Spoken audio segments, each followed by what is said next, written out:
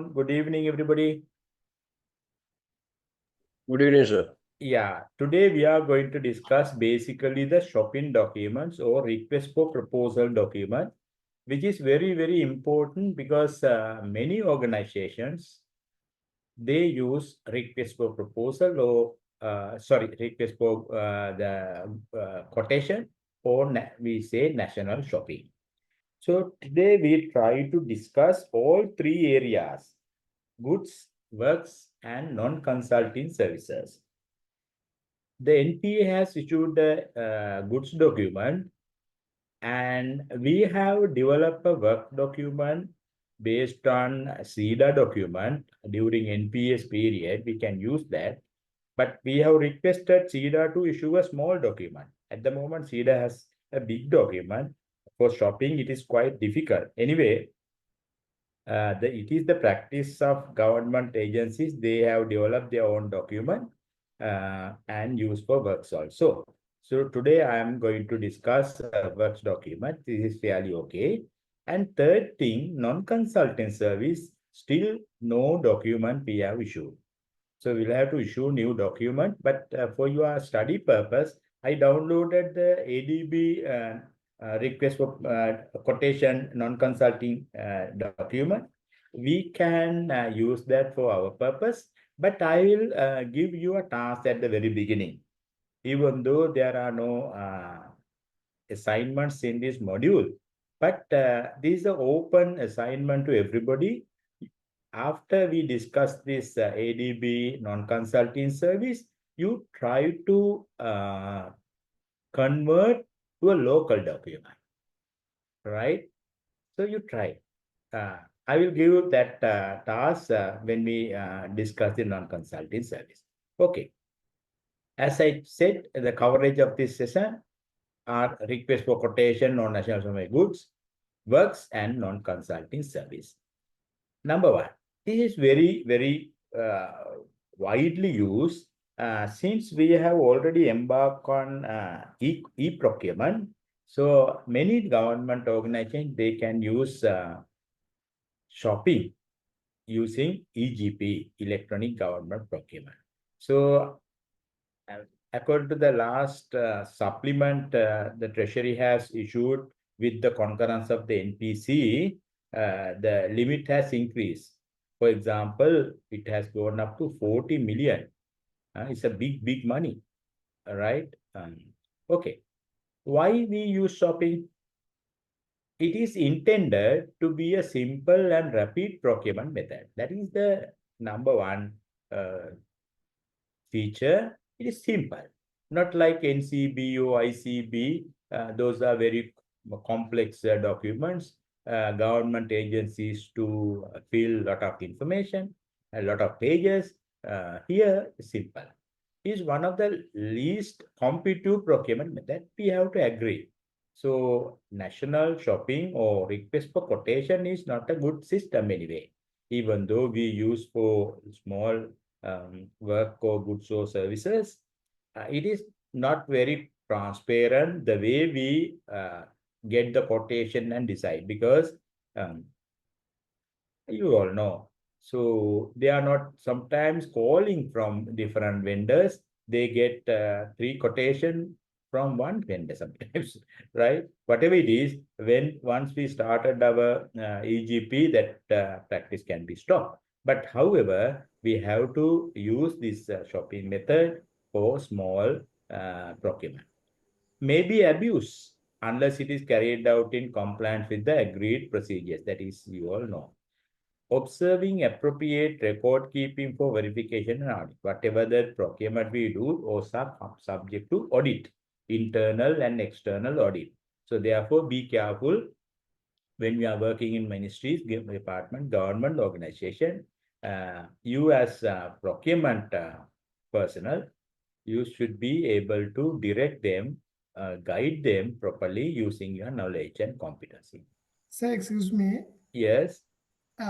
When you are uplifting limit of the shopping up to the 40 million, Yes. that does it mean the paper advertisement do the publishing?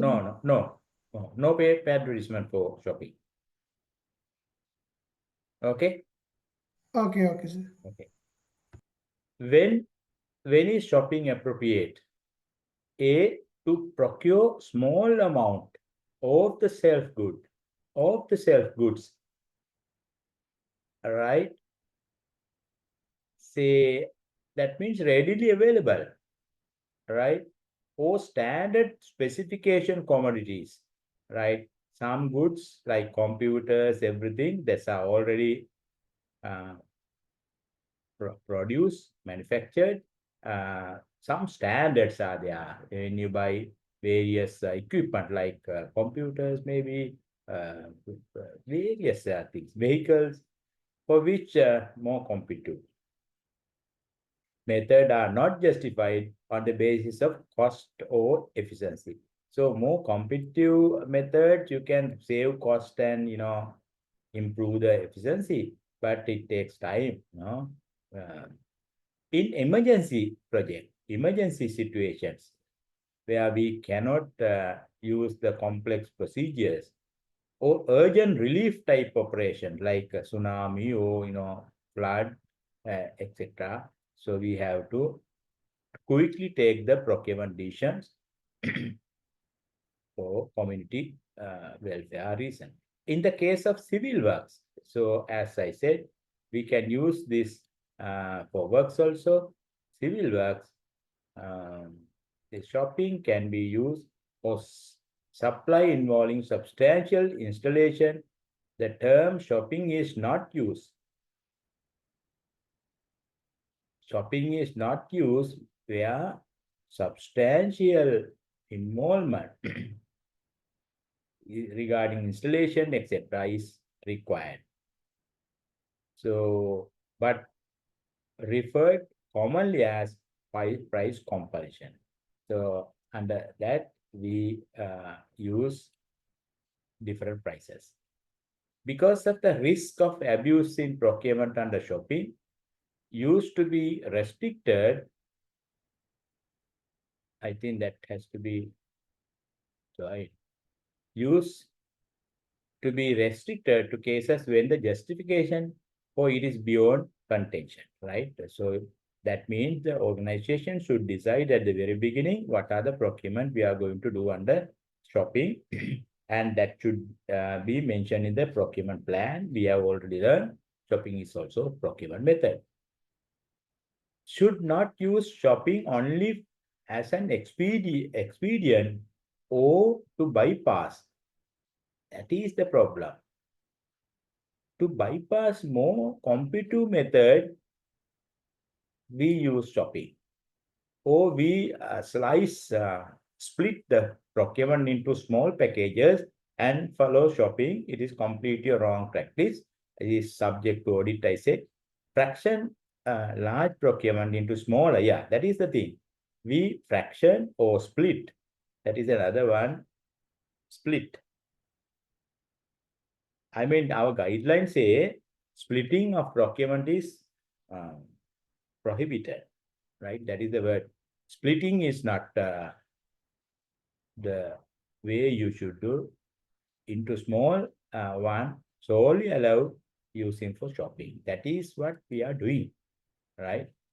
For example, if you want to buy 50 computers, we package into 5 and 10 computers within which you can apply shopping procedures.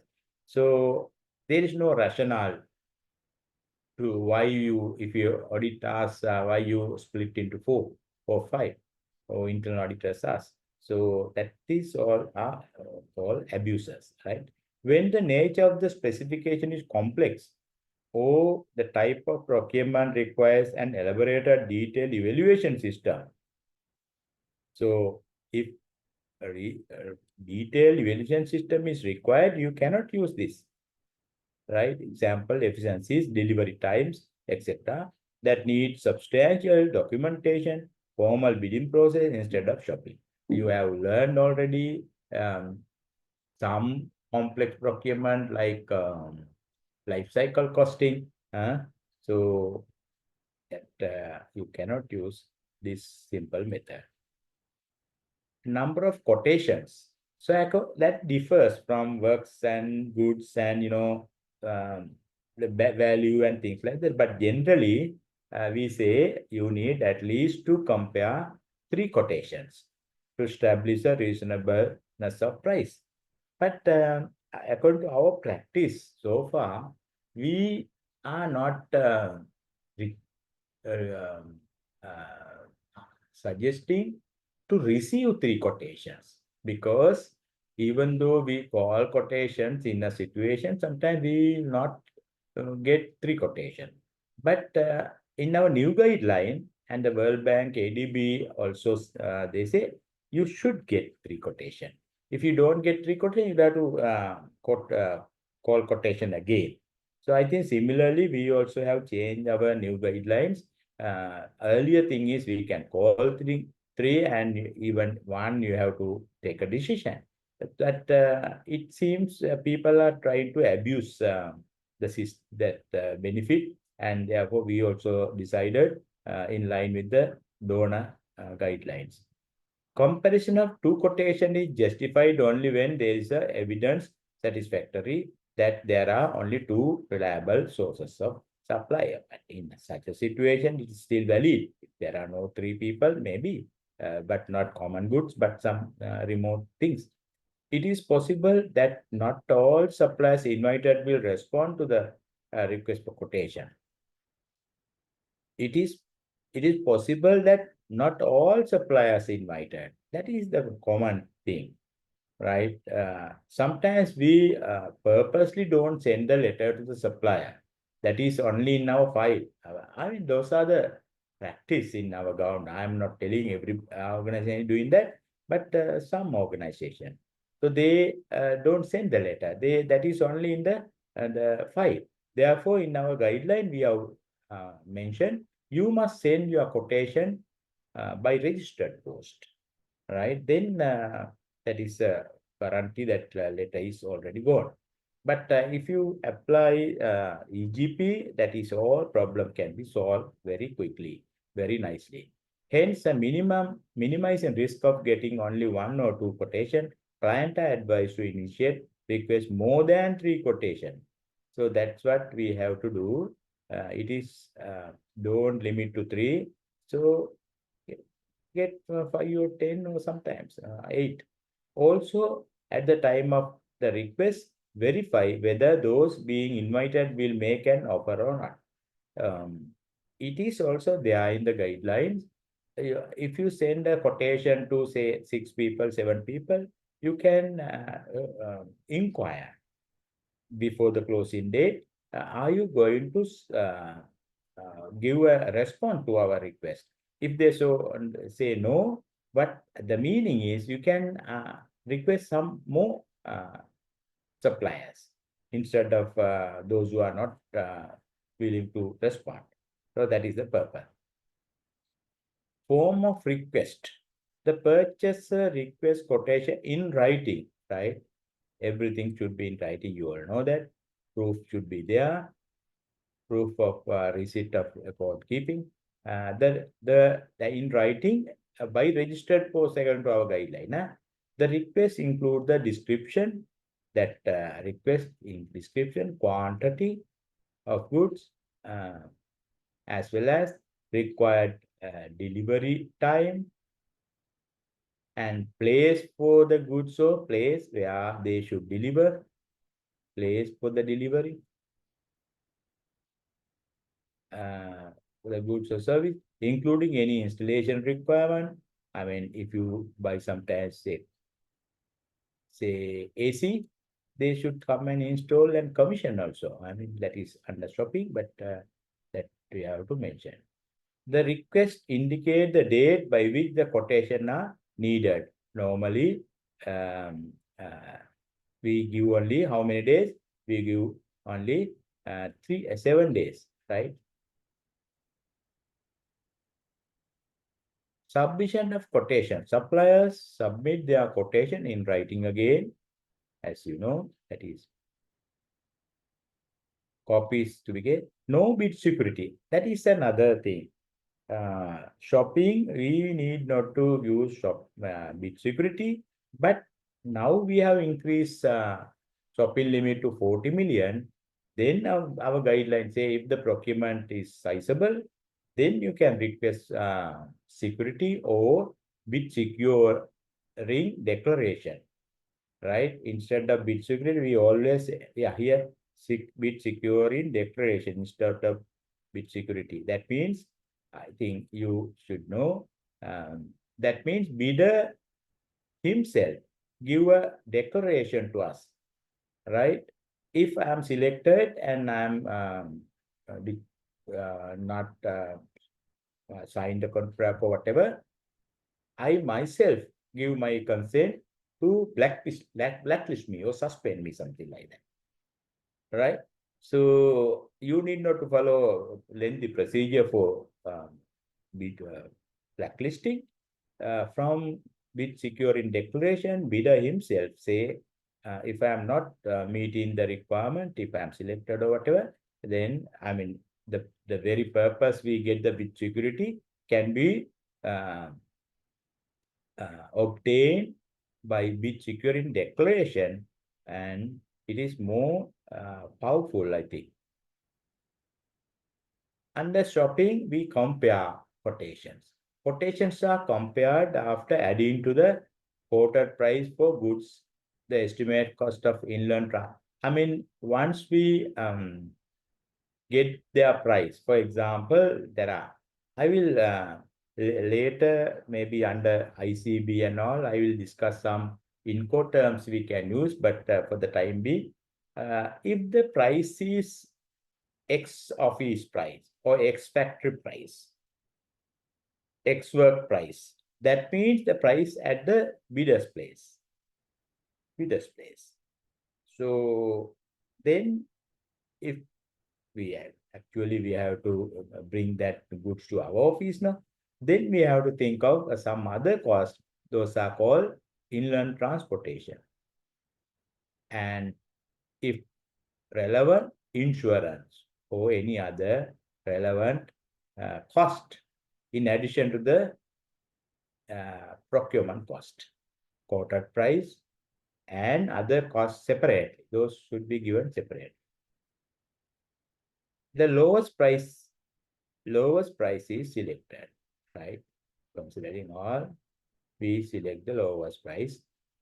We don't use that word lowest evaluated substantially, something like that. But it is the same meaning because we have a specification and various things, but lowest price or responsive price, the lowest responsive bid will be selected. May exercise discretion in selecting a quotation that is not the lowest price. Yes, we have a discretion. Always we have, right? Exercise discretion to select not the lowest.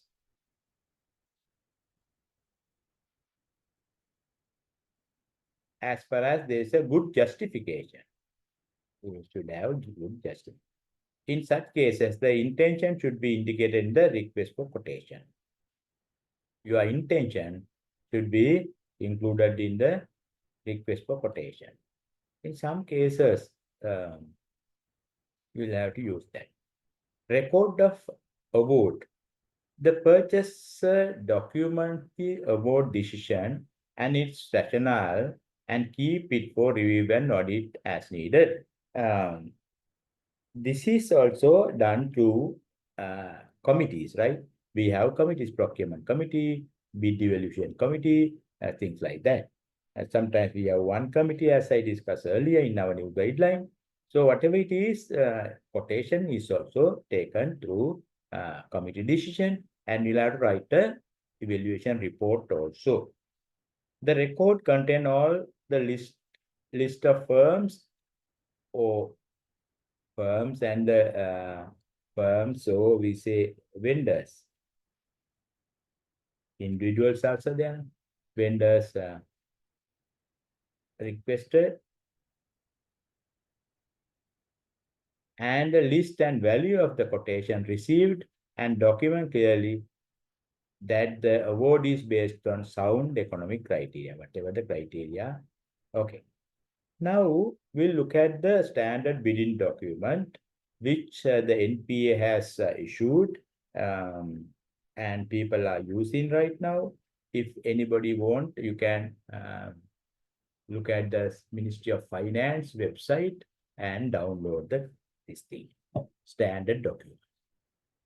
The standard document is not complex like other things. There are only 5 sections here. Section 1, instruction to vendors. As we learned earlier, instruction to bidders. Right here, we say vendors, the small vendors involved in this. And data sheet, like bid data sheet, here we have small, simple data sheet.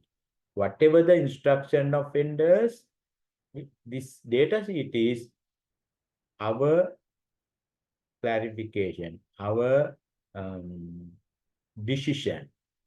Otherwise, the ITV will stand. If you want to change any ITV, we'll have to do through data sheet. We cannot change ITV. We cannot change instruction to bidders also in other procurement.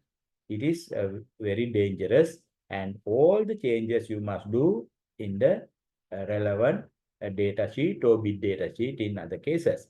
The beauty of that is all the data is coming under the same number.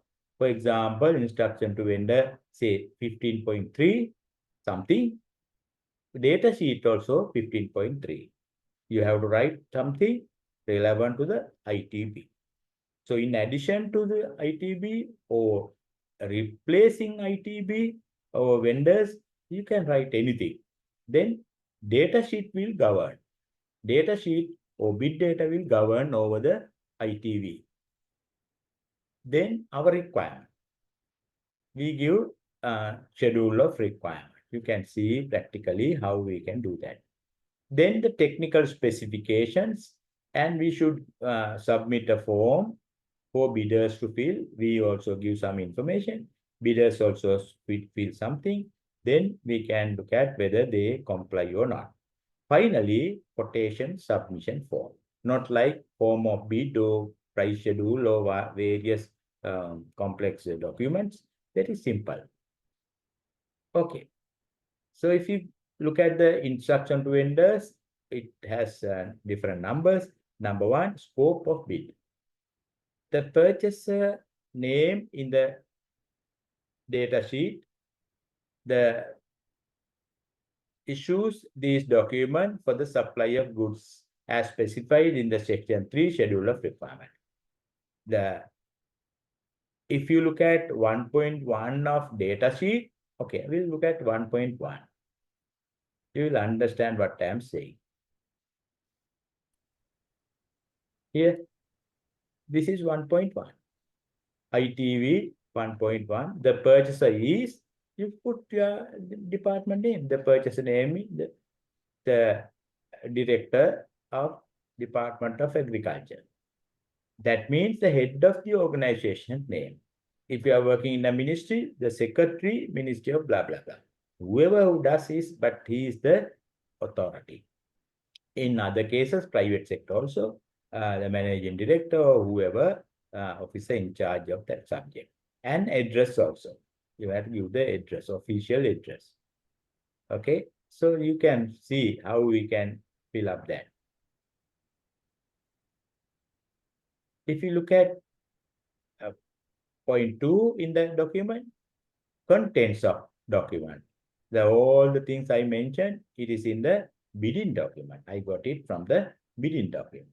So bidder knows what are the documents contained in the bidding document.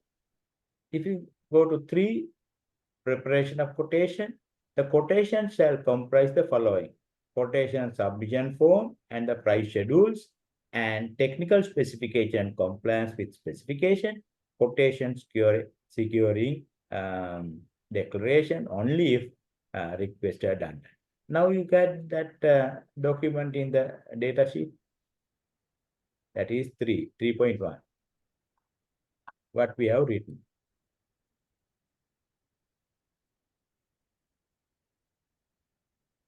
Is not given. Right. That means it is only given as a instruction, right? Nothing has changed. Huh? Yes, nothing has changed. Same as it is in the document. They have to submit these documents.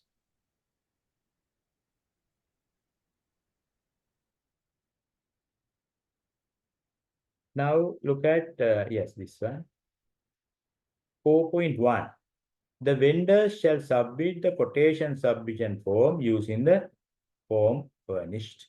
This form must be completed without any alteration to its format.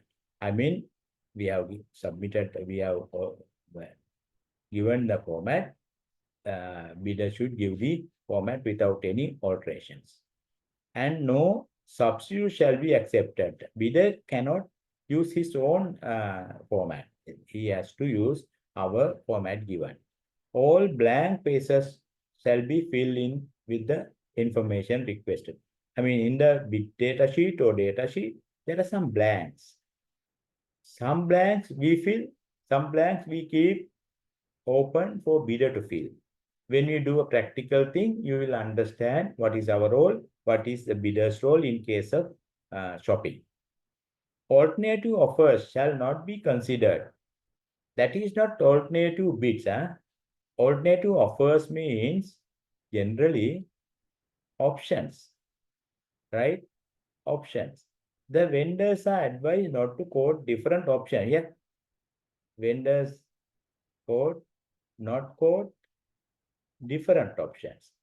For example, if we ask, say, computers, what they do? They will provide all the different options which meet our specification. Those are not alternatives. Say, if you want a computer, if they sell laser, LG, whatever, they put. So generally, we say you must put the best option to suit our requirement.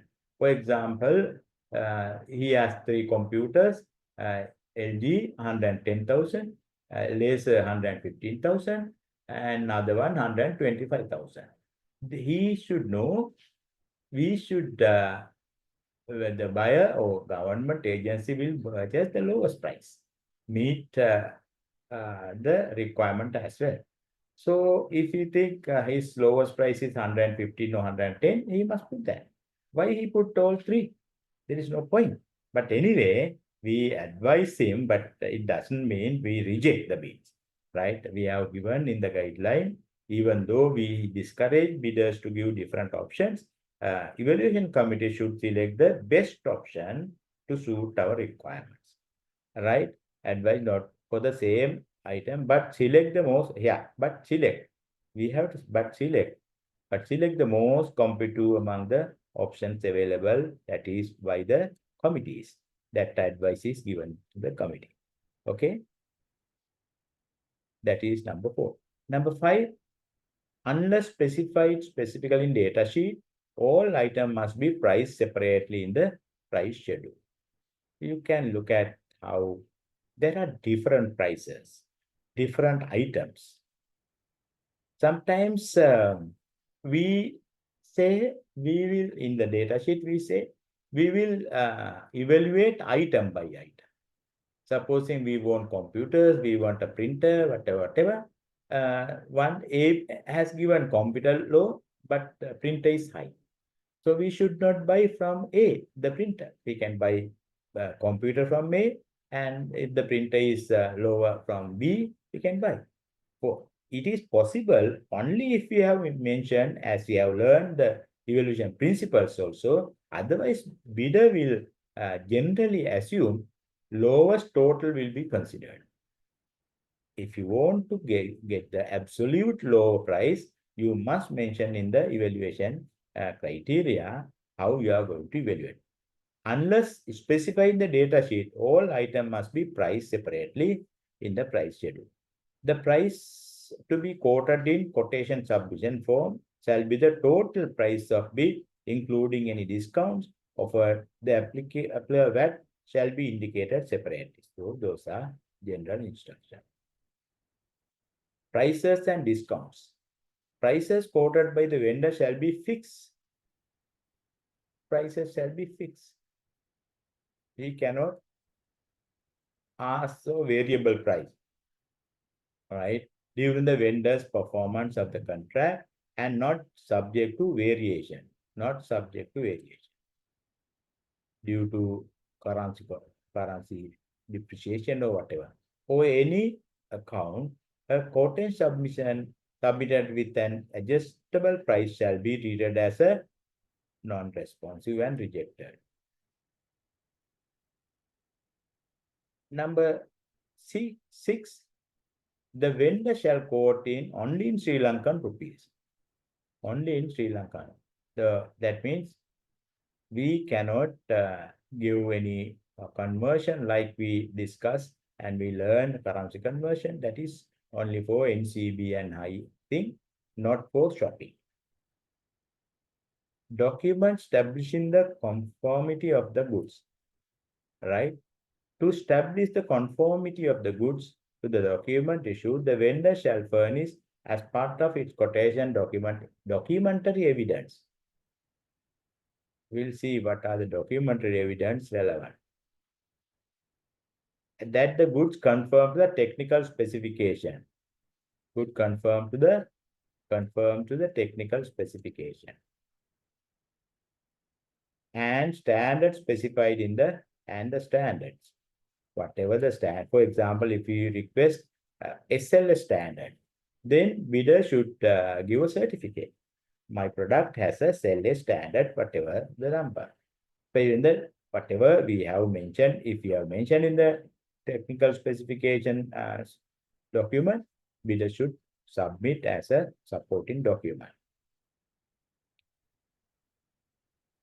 Documents made for the conformity again. The document evidence may be in the form of literature, drawings, data, and shall consist of a detailed item-by-item description of essential technical and performance characteristics of the good, demonstrating substantial responsiveness of the good to the technical specification and applicable a statement deviation. Right. If applicable, statement deviation of the exceptions to the provision of technical specification. So, though we have our purchaser has mentioned something, the bidder has provided maybe more speed, more capable, more capacity one. Then the bidder can give some explanation. Okay, my product is meeting your minimum requirement, but it is more than your requirement. That is okay. I mean, we can select, no? Say high speed. We say 2 terabyte, bidder provide 4 terabyte, right? Something like that. Document establishing the conformity again. If stated in the data sheet, the vendor shall submit a certificate from the manufacturer. Sometimes we need the manufacturer's authorization, something like that, to demonstrate that it has been duly authorized by the manufacturer or producer of the good to supply those goods in Sri Lanka. Manufacturer authorized, if we requested. Normally we request for goods, right? Period of validity of quotation. Quotation shall remain valid for period of 60 days. Period of 60 days after the quotation submission deadline. It is a normal general requirement. Whatever the dates we have given, 60 days or 90 days for evaluation and give the contract award. But your price should be valid from date of closing another 60 days, because we want to do everything and award the contract. Because now in our new guideline, even shopping bidders can contest or appeal for the decision. So therefore you need some time. A quotation valid for a shorter period shall be rejected by a purchaser as not. You all know that. Securing declaration, as I mentioned, normally we are not asking security for very small thing, but if it's sizable, we can ask, no problem. Our guideline has allowed. But we propose or we recommend public entities to use securing declaration instead of bid security, because small vendors, they don't want to go to banks and get a security, and they are highly discouraged. Why we discourage them? Then that will affect the price also. That will lower the competition. Therefore, don't put unnecessary burden to vendors, so they will reluctant to submit bids. So therefore, that is a wrong thing. Only if stated in the data sheet, the vendor shall furnish a part of its quotation securing declaration. Right. If a quotation securing declaration is required in the or the ITB, whatever, above any quotation, not accompanying the quotation. If you have requested, it is like bid security. If it is not given, reject. Format and signing of the quotation. The quotation shall be typed, not or written in intelligible ink, not in pencil. If it is in pencil, we'll have to reject that bill. Shall be signed by a person duly authorized. That we discussed the other day under evaluation. If it is a single proprietorship, the owner can sign.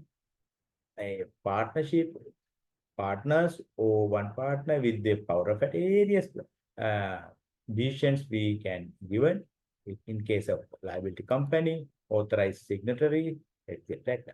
Deadline for submission.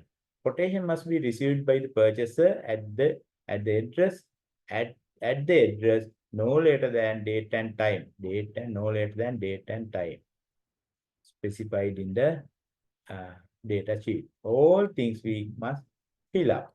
Then bidder say 12 says you must give, and if you look at the data sheet, you will see what is the date you must submit the quotation. Late quotation in the document say the purchaser will not consider any quotation that arrives after the deadline for submission. So that will be late bid will be rejected. Opening of quotation. This is similar to other bids. The same day, at the same day we have mentioned the document should be closed and open, right? The purchaser shall conduct the opening of quotation. Opening of quotation session is there. Conduct opening. So bidder can come and observe. So it is necessary even for shopping. Now, many organizations, they follow now, but some organizations, they used to open by their own officers incorrectly, and those are the things we can say abusing, right? It should be publicly open. Public at the address, date, and the time given in the data sheet. Clarification. Here, similar to other bits, after calling bids, 7 days we have given. In between, if bidder has any clarification, you have to give the clarification. To assist the examination, evaluation, and comparison of quotation, the purchaser may, as its discretion, ask any vendor for clarification of its quotation. Any clarification submitted, any clarification submitted with by a vendor in respect to a quotation, and that is not in response to a request for the by the purchaser will not be considered. So if you have not requested in the guidelines, say we will not consider. The purchaser's request for clarification and the response shall be in writing. So if you have request, but we'll see now the new guideline what we have said. Responsiveness of quotation. The purchaser will determine the responsiveness of the quotation to the document issued on the content of the quotation. So that is a normal thing, no? So based on our requirement, bidder has responses, then we can see whether it is responsive or not. Like major deviation, minor deviation, you all know that. If a quotation not substantially responsive, the document that will be rejected.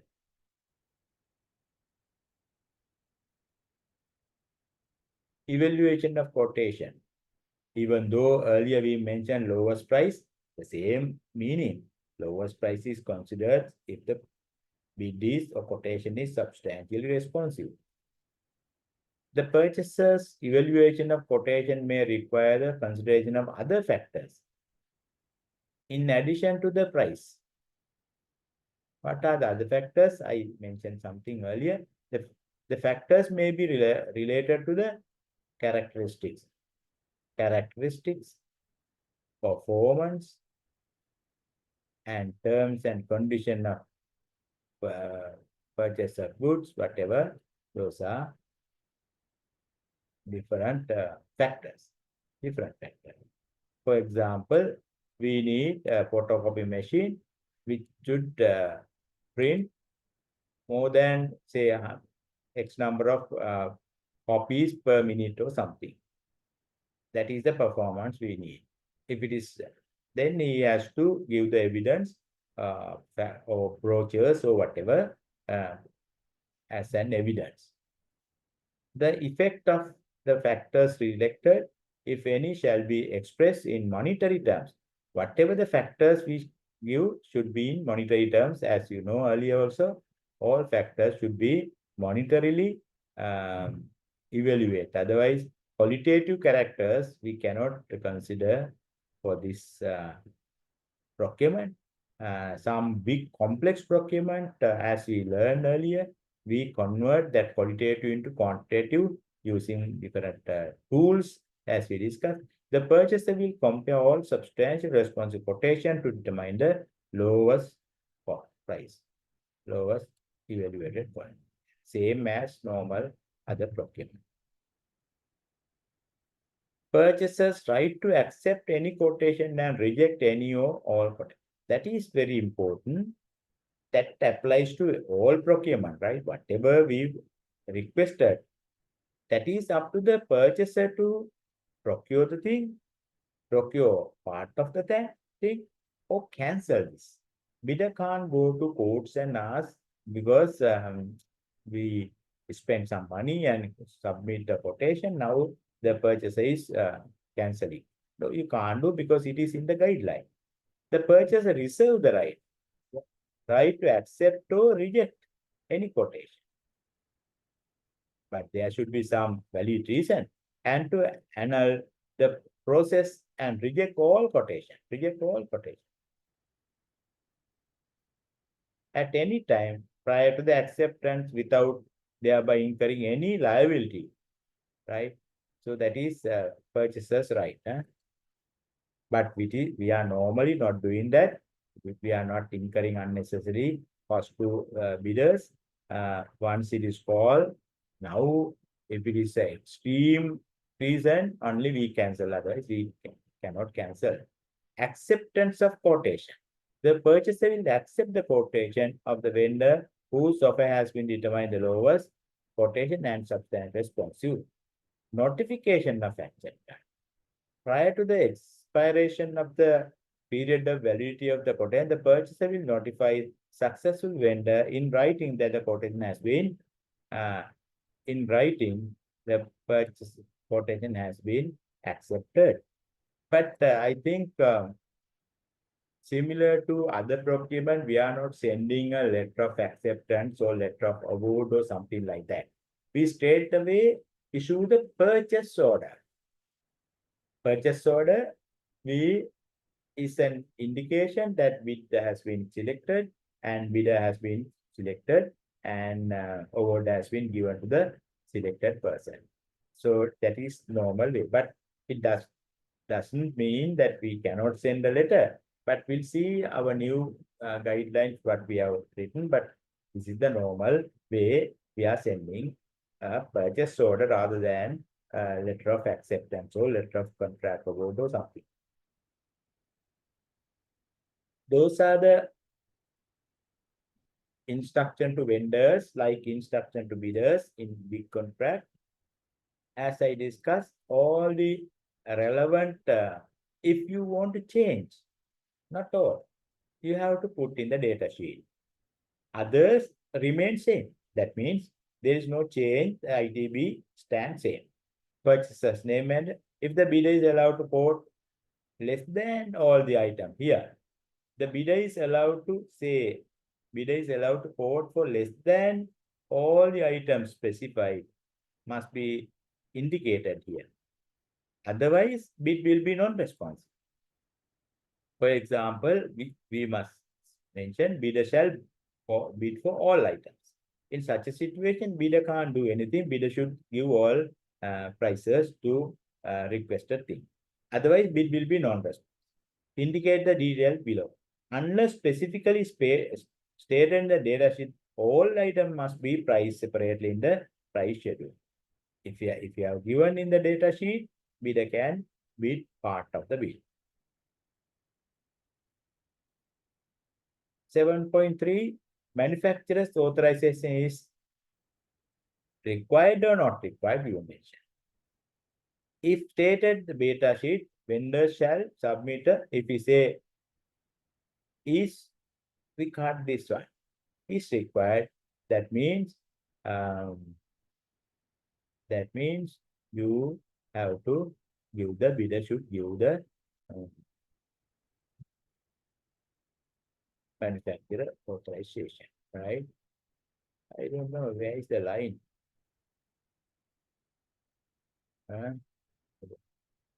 Line.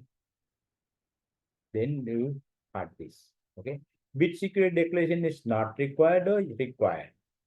If required, you must give the format also. Deadline for submission of quotation, you must mention.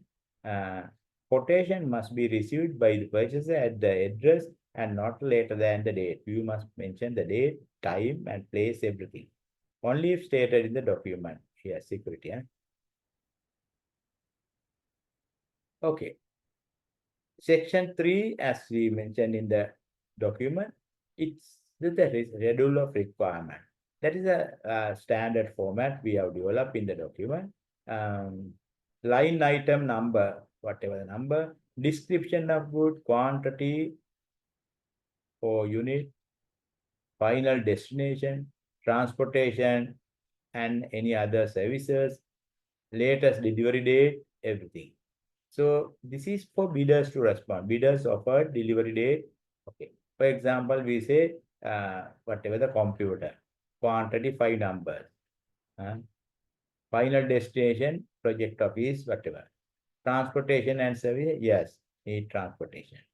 Latest delivery, not later than some date we must have.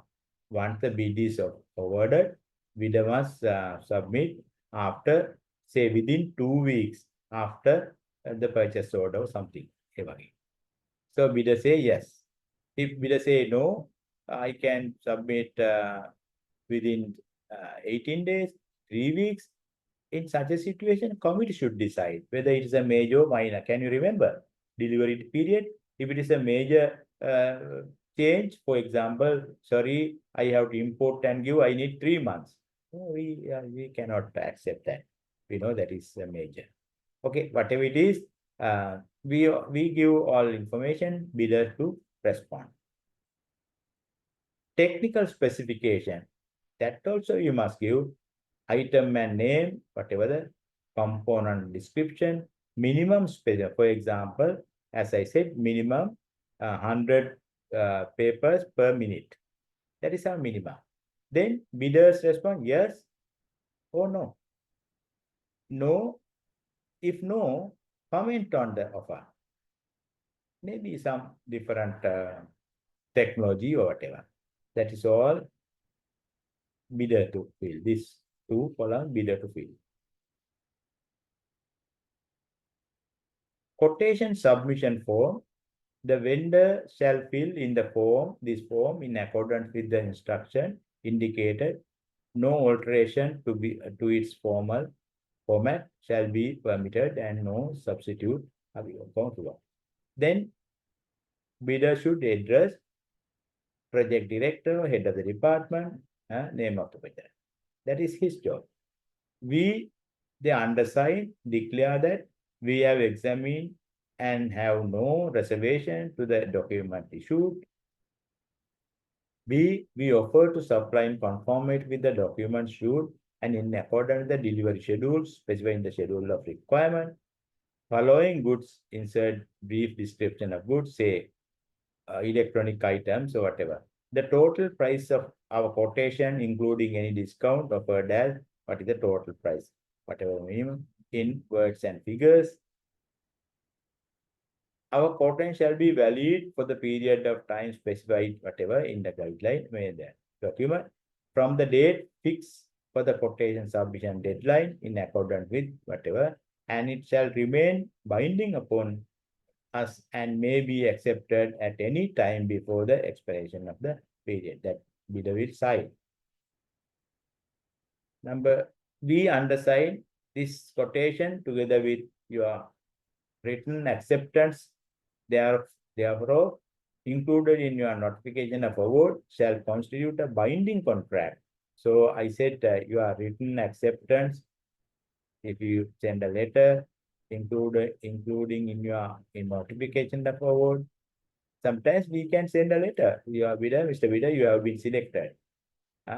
Instead of sending the purchase order only. Shall constitute that is a binding agreement, right? Contract, right? Not agreement, contract. So that later we requested, bidder have responded, then we have again sent a letter, Mr. Bidder, you have been selected. We understand that you are not bound to accept the lowest evaluated quotation or any other quotation that you may receive. That is our rights, right? Sign. Insert signature of person whose name and capacity are the same. But that signature is important. In case of proprietorship, he can put his name and the company seal with the registration number.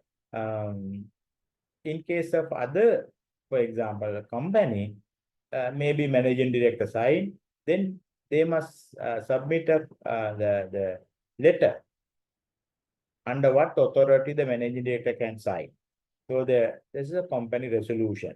Company passes resolution and then it is okay. That is important. So this is the quotation submission form, price schedule. We give the line item, description, other thing, country of origin, bidder will give, quantity bidder will give, unit price, whatever, and then total price, this into this, 4 into 6, for quantity into unit price is the subtotal. Then inland transportation, and total price and VAT should be given separately.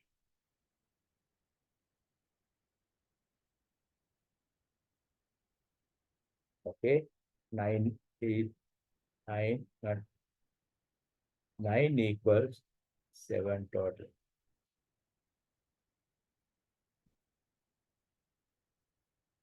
This should be here, right? Name of bidder, insert complete name of the bidder. Signature of the bidder in the price schedule also they have request to give the signature of person and date, whatever. Bid securing declaration form is, if requested, we must include. The vendor shall fill in this form in accordance with the instruction.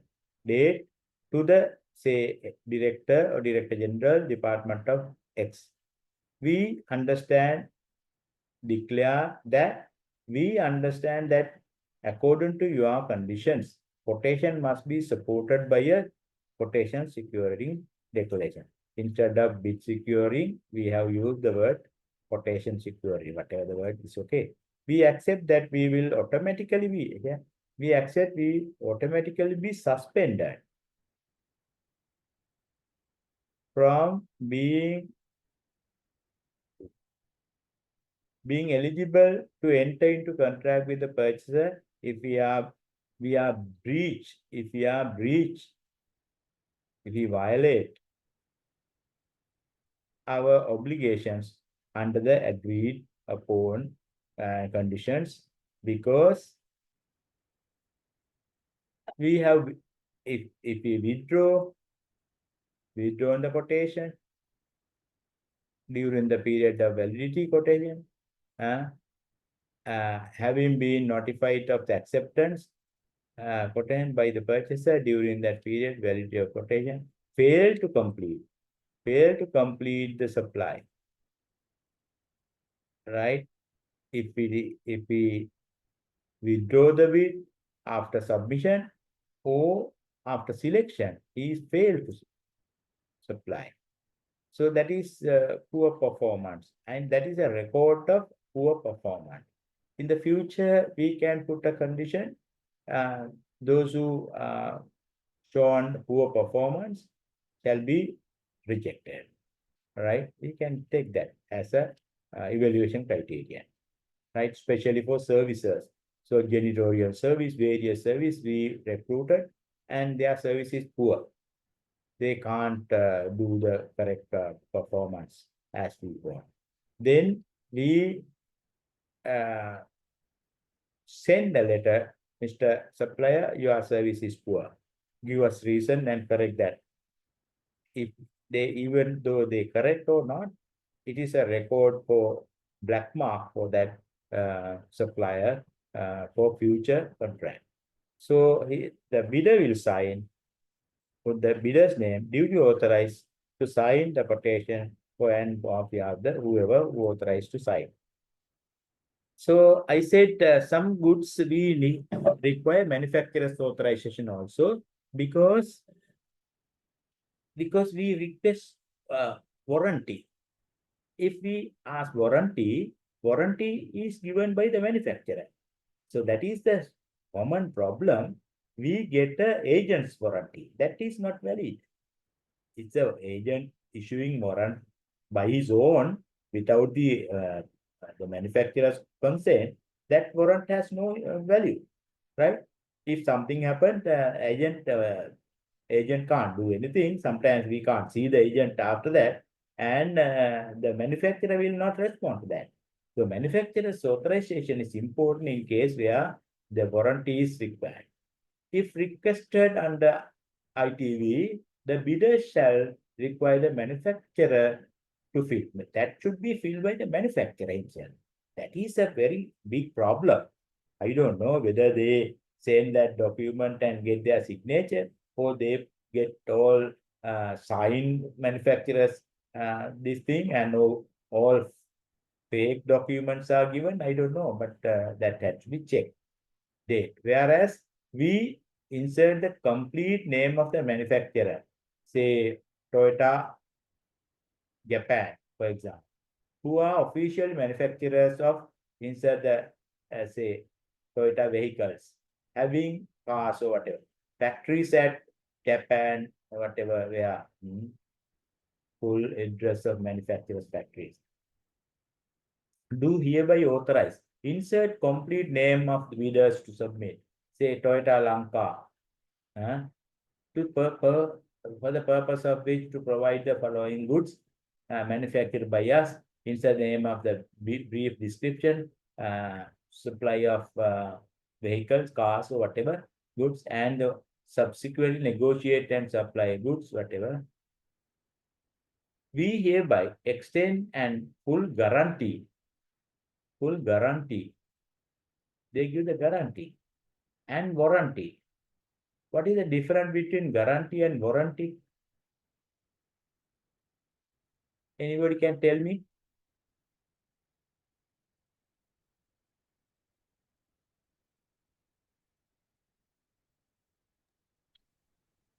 For the Anybody? warranty, the item Yeah. has to be replaced. Yes, Within warranty warranty means period, item has to be replaced. Guarantee means item may be repaired, right? With respect to the goods offered by the above firm. Sign, manufacturer, name, insert complete name. Okay, now tell me your experience in manufacturer authorization, in shopping for goods. Then is it possible to get the manufacturer's authorization correctly, or you are receiving fake documents? Only the name or photocopies or printed documents are attached. What is your experience? Please discuss, because I want your response.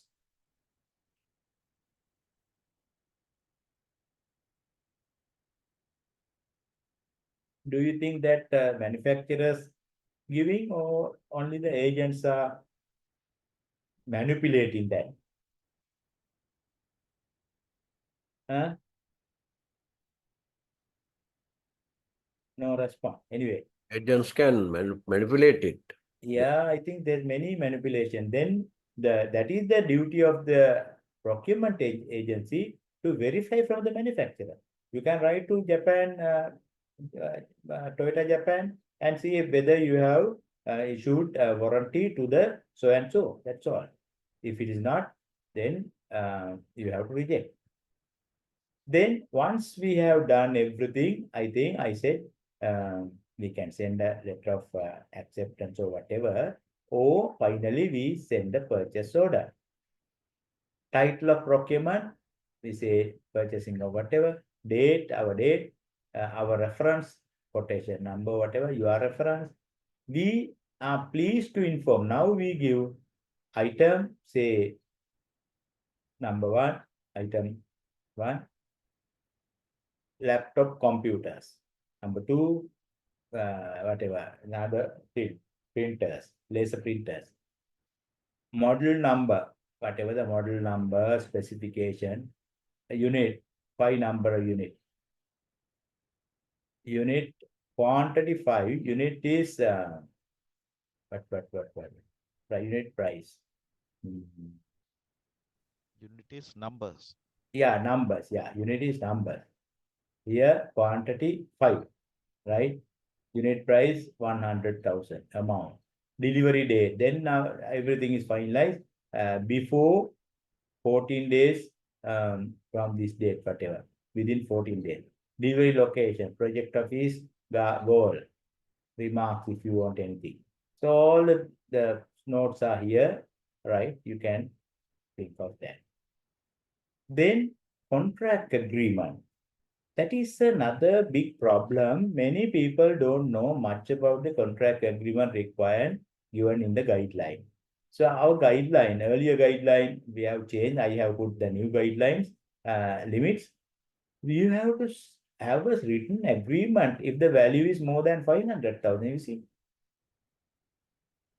The contract agreement shall be significant part of the procurement document. As per the decision on contract award, he shall enter into a mandatory legal agreement. Mandatory legal agreement. If the value is exceeds the limit with the selected service provider in writing, service provider, vendor, whatever, legally accepted format with respect to the following. For service contract, 500,000. So I have given other things also. This is, yes, sorry. I think I have missed part of that. In works contract, it is 1 million, I think. I can't remember. Maybe I have given in another document. Anyway, if the value is more than 500, definitely you have to sign a contract. Higher value, definitely you have to put the contract. So, type of contract. There are 3 types I have given. No, yeah. What has happened?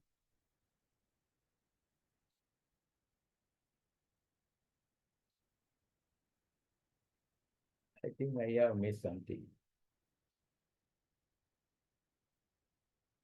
There are 3 types. I will come to know, inform you later. There are paid on delivery, lump sum, and here, okay. For goods contract, yes. Paid on delivery, no. A lump sum, maybe. These types of contract are appropriate for supply of goods, yes. Commonly, we have other and non-consultant service also, not for works, based on the scope of particular procurement. A paid on delivery contract means any contract whereby payment of invoice is based on the unit rate and quantity, right? So you agreed unit is unit rate and the quantity multiplied. In respect of goods, partial or full delivery shall be carried out to the designated location as specified in the delivery schedule. And in case of non-consulting service, that is paid on delivery is the method. Now, you can think of, if you like, this group activity now or later on, maybe at home. A government department expects to purchase the following goods under national shopping: 10 laptops, 2 laser printers, 5 UPS, 5 personal computers. Consider the following information and prepare the following national shopping bill document.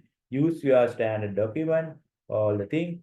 If any info is missing, you could assume appropriately disregard writing specific away.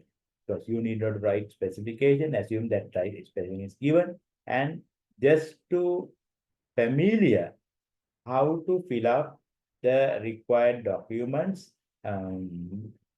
using standard shopping document. Okay. All right. Any question? This is goods. Any question you have?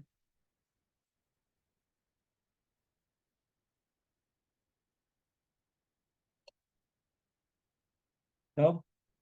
Okay. Then we'll go to works document. Excuse me. Yes. Request for quotation. Let's say we have planned to purchase 2 laptops. Okay. With regard that procurement, we have requested bidder to quote laptop altogether with softwares. Software means what do you, yeah. Inbuilt, Yeah, yeah. inbuilt one. Yeah. You have to Then, mention, yes. The bidder has separately quoted software price this and the laptop price this.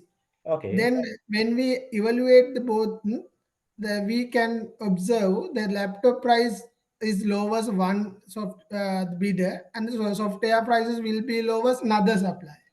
What would No, be that we can't evaluate? purchase, no. For example, window, so original, only the authorized people can, install Windows. Otherwise, we get a, what do you call this, copy, right? So it is not acceptable, no. So government can't purchase software with copy, right? That is illegal. Therefore, you must mention in the specification, we need this software inbuilt. Say version, also you must mention. It is part and parcel of the computer, laptop means not the hardware. With the required software, say Word, say Excel, or whatever you must mention, and the version, along with the version. So it is not possible to buy the laptop and procure the software separately. It is very costly, right? Right? It is not possible. Okay? Okay, sir. Okay. Now, look at the works document. I said NPA has not issued the shopping works document, but during NPA, we have developed a document when we work in World Bank project. I myself was involved, and some of the consultants work with us, and we develop a document that is based on SIDA document. Because SIDA has 4 documents now, major, minor, and medium. Using small works document, we have developed a couple of pages for works document. That is okay, but it is not 100% okay, I'm telling you, because that has to be issued by a authorized institute. Either NPC, actually NPC is the authority. So therefore, we requested SIDA to prepare a small document and send us for the issuance. In the future, perhaps we can issue a separate document for the time being, but this is not a big problem because that is Those are not fabricated things based on CEDA document. You understand what I'm saying, right?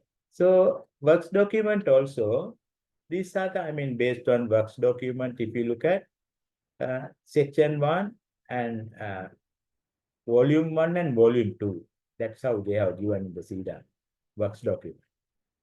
Volume section 1, instruction to bidders, standard forms, condition of contract. Even though works, that's the problem. They're the same thing. We have to use the big words. Letter of invitation, okay. Form of bid, schedules. Specification, bill of quantities, drawing. That is okay. In case of works, we have to do a BOQ because those are we design, not the design and build. Then we have to give the specification, BOQ, drawings, etc., schedules, things like that. So important to document ITB, instruction to bidders and condition of contract. We'll see how they have developed. Okay, now we look at the standard document. I have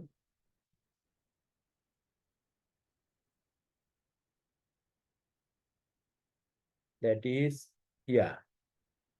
This is IRQ mean in improving relevance and quality of undergraduate education, where I work as the procurement specialist, and we work with the universities. I mean, those who are working with the universities now may know.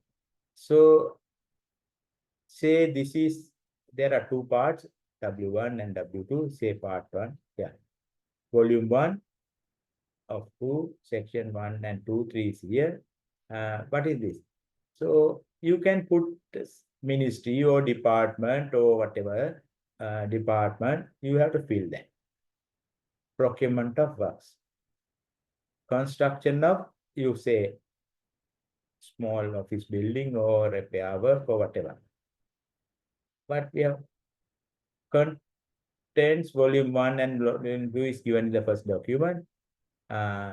Here, instruction to bidders. Earlier we discussed the instruction to vendors. Now bidders, contractors. So scope of work earlier, can you remember? Same way. Employer, I mean, in case of works, we don't say purchaser, employer and the contractor, right? Employer is government employer. As named in the schedule, section 6, invites bid. Now look at the scope of work. Say if you go to bid data sheet, the same thing will be appeared like it stands. You see, condition of the, I don't think that.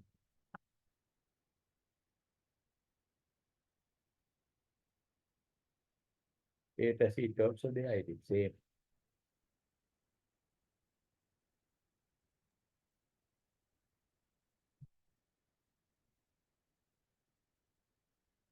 Sir, Yes. I think bidding data sheet in volume 2. Yeah, volume This 2. is volume 2. This is The other volume 1. Okay, other document, right? Okay, when we look at the other document, we can see, right? So just to that is volume 2. Okay, this is volume 2 now. Yeah, letter of invitation is there. The form of bid is there. Schedule, yeah. IT, this is the bid data, right? P is required to fill all the information. Say 1.18, employer's name, yeah, address, engineer, all the document. This is the data sheet. Very simple data sheet I have given you. Okay. Right now, look at the ITB. What I have done. Right.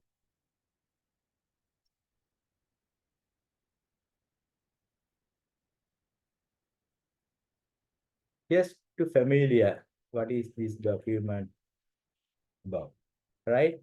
So you need not to change anything because it's a standard document. Whatever you want to change, you have to change using the data sheet, which given in volume 2. Successful bidder will be expected to commence work before 14 days from the issue of letter of acceptance. Letter of acceptance, here they have mentioned, right? Then we have to send a letter of acceptance once you selected. Before 14 days, that is normally the case. We give 14 days for bidder to keep the performance security and all. After that, again within 14 days, they have to start work, right? So those are given in the instruction. If you want to change anything, can change. If you go to 1 and change, no, it is not 14 days, 7 days or 21 days. I mean, normal practice you must consider. Then eligibility. All bidders shall be registered with the Construction Industry Development Agency under the grade and specify given in the letter of invitation. In the letter of invitation, we say who can apply for these works, small works. Qualification of bidder. All bidders shall provide the information requested in paragraph of 8 of the bid, form of bid, right? Then we can check that document and see what is qualification we requested. Site visits. In case of works, bidders, contractors need to inspect the site.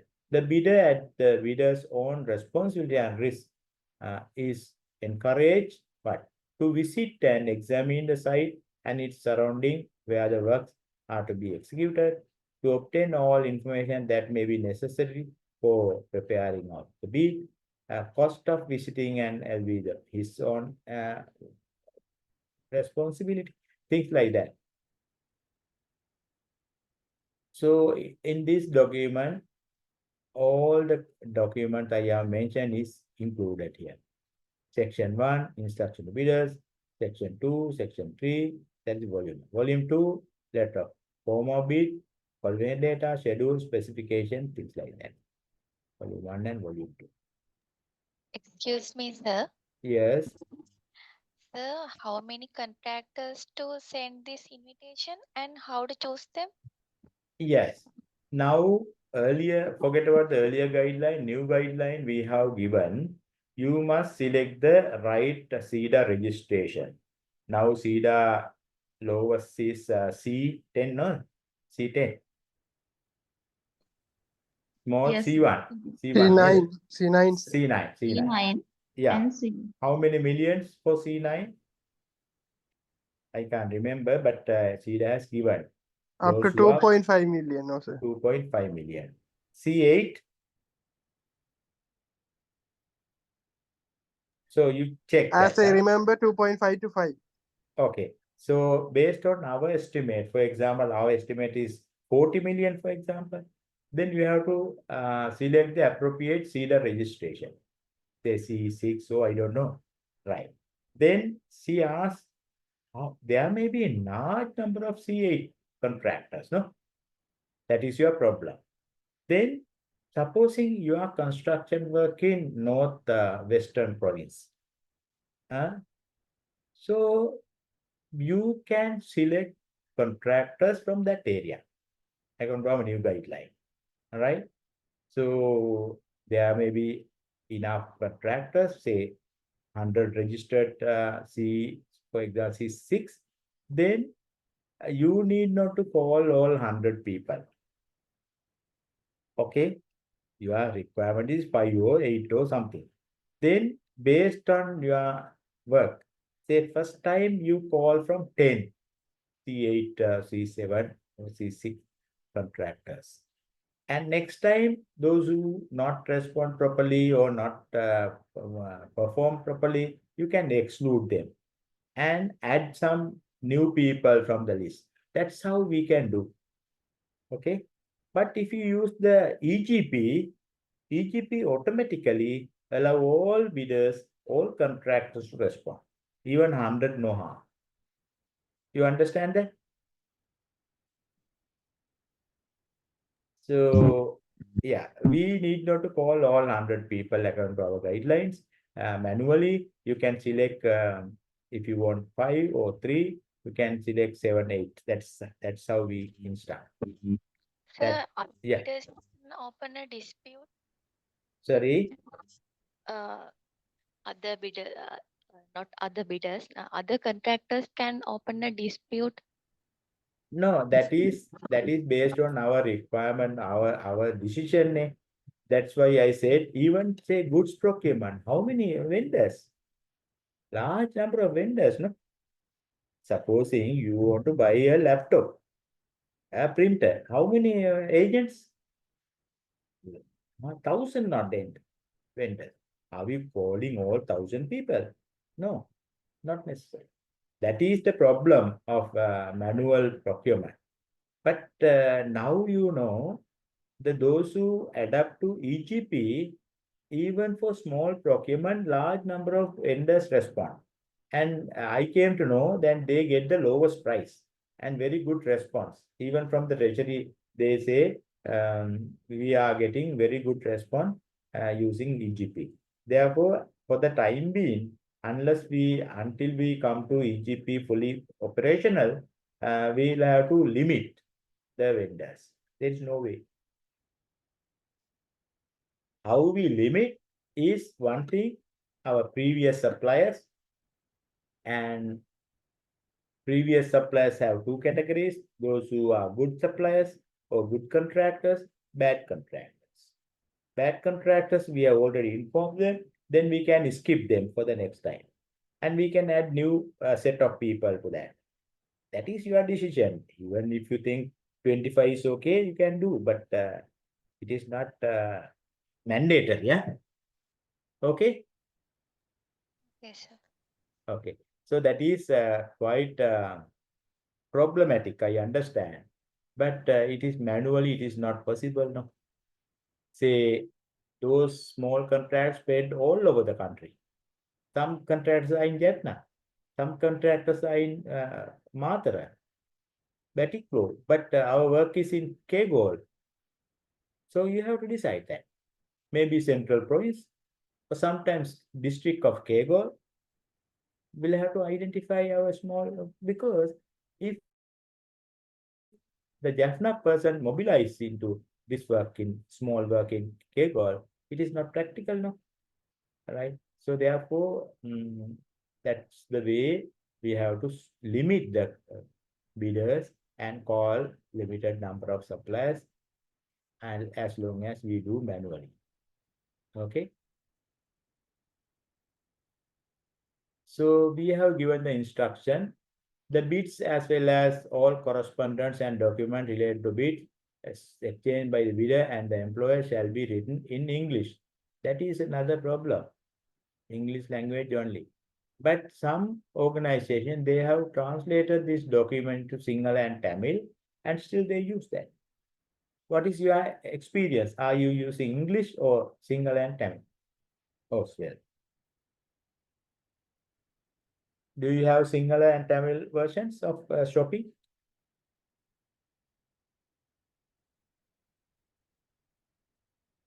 Yes or no? Okay, so that is still a problem.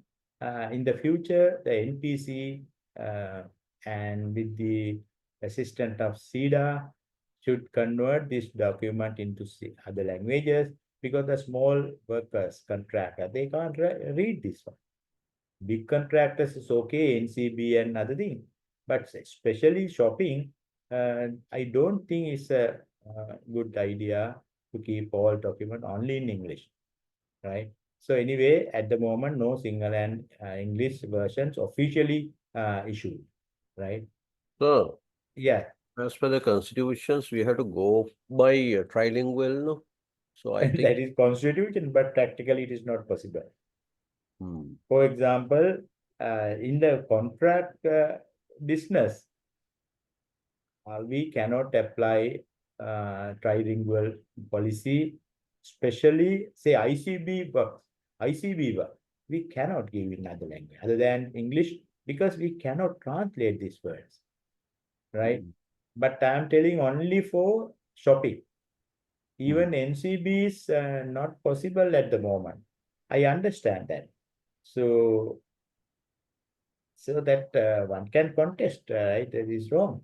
But if it is the case, then we will have deploy consultants, translators, and do a big job.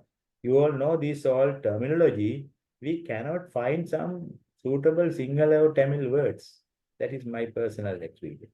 Anyway, at least for small procurement, we starting from procurement, we'll have to convert as local languages. But some department they have already done. I don't know whether it is right or wrong, whether they have done a correct translation. It is an expert job anyway. You all know engineers and know if you make a small mistake, even I said earlier, instead of shall, if you put may, it's a big difference. No? I think but yeah. experts are there in the language translation department. And that's the task, I think. Yeah, language translate department. You mean which translate department? This is at Borella, Rajagiri. That is government department. Yeah, government department. Okay. Yes, sometimes we get their translation. Sometimes they have some procurement knowledge. Other translation, okay, but procurement is a different language. We had lot of we came across a lot of issues even to translate our. We also draft in English language, no. Then only we translate into Sinhala and Tamil. And then very hardly, I mean, very with lot of problems, we got translators, but ultimately translators give completely a different translation for procurement. So we'll have to look at again and again, and we did a lot of work when you translate. Even the manual we are talking. Manual we are issuing in 3 languages, right? Anyway, we'll discuss. This is a gap actually. No proper translation into local official languages. Documents comprising the document, as we mentioned, all the things mentioned earlier, also drawings, etc. Bid price, the contract shall be whole work summarized in the schedule, summarizing the schedule. We have given a schedule. Schedule summarize the works. And based on price bill quantities, BOQ. Then bidder will understand. The bidder shall fill in rates. Bidder job is to fill the rates and prices. All items.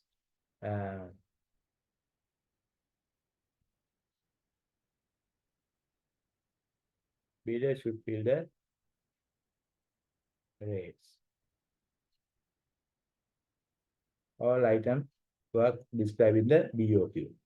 Item, I mean, those are normal things. I don't want to read everything because no time to go one by one. Anyway, I suggest you to go through this and read once. And I mean, those are general things. And especially those who have to fill. Those are standard document. You can understand. When you fill up the form, you see what information you have to include. We can do a case study if we have time, form of performance security. So I have put in red what we have to fill up, right? Agency. Yeah.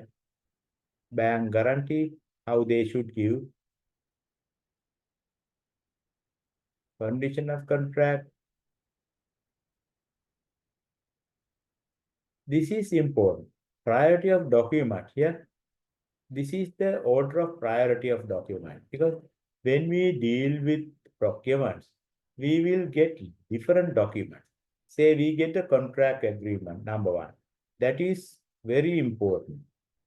If there's a conflict between contract agreement and the schedule or whatever, contract agreement will prevail. Then letter of acceptance is the second thing, right? That is binding.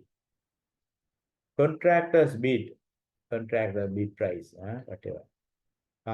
Next. then schedule, condition of contract. But the final thing is a bill of quantity. You see, that means even though bill of quantity is not included, if other document say something, that will binding, right? The law, say Sri Lankan law, communication, all things we have mentioned. The employer will provide the site and right to access all things you are. It's a standard thing. Engineer's instruction. The contractor shall comply with all instructions given by the engineer. Engineer is an independent person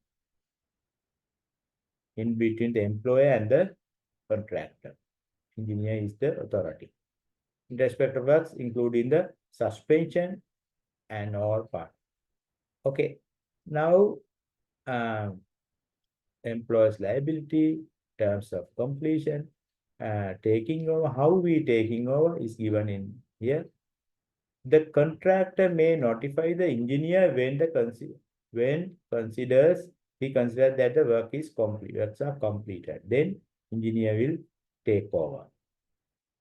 Taking over notice. The engineer shall notify the contractor when he considers that the contractor has completed the work, stating the date accordingly. Alternatively, the engineer may notify the contractor that he works, although not fully complete, are ready for taking over the stating that date accordingly. The employer shall take over the work upon the issue of this notice. So whatever it is, that is how taking over and handing over works. The contractor shall promptly complete an outstanding work and subject to close. Whatever it is, based on the engineer's thing, all things contractor should complete. Remedying defects, everything is given, defect liability and everything. Uncovering and testing, variations, right? All instructions, contract price and payments, those are important, right? This is the condition. Default by contractors, risk and responsibility, we discussed risk, force majeure, unforeseen situation, resolution of dispute. I mean, if the contractor believes that decision taken by the employer and or engineer was wrongly taken or ultra vires the contract, they then as a precedence to the arbitration, the decision of the employer and the engineer shall be referred to the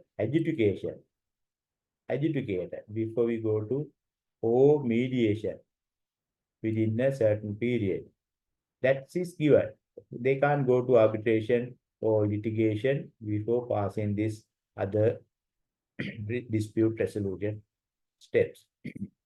So this procedure for dispute is given. Arbitration is given. We have a flow. All right. So I think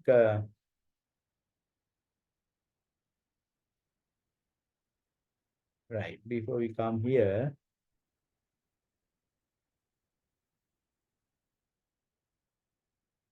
so that's the other document we discussed, volume 2.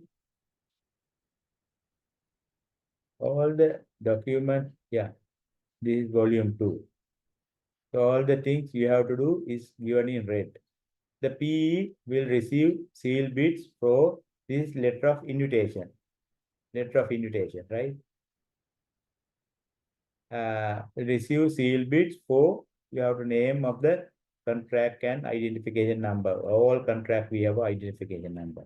Say works 1, Department of Irrigation, whatever. Closing date, date of closing, place of issuance of document, everything you have to fill up. Seal bids may be dispatched either by registered post or the way they have, everything is given. Then form of bid. Prior to the issuance of bidding document, the employer should insert relevant data for all items marked with an asterisk. So you have to give to name of the employer. We have to put that. So see the registration, we should provide that. This is the data condition, date, all employee, engineer, summary of works, everything is given, eligibility, we have to give it which grade, performance security, 5% or whatever, late completion. Here, the amount we paid as 0.5% of contract price per day. That is the liquidation damage, subject to the maximum of 10%. That is the maximum we can charge from the contractor. After that, we have to terminate the contract. It automatically goes there.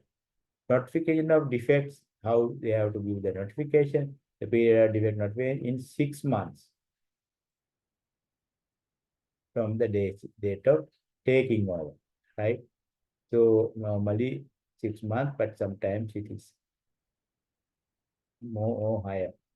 The amount of retention is 10%. The maximum retention 5% initial contract. Then there is another way you can give a retention guarantee and get the money. Bill of quantity is attached document, drawings are attached, right? Okay, so save.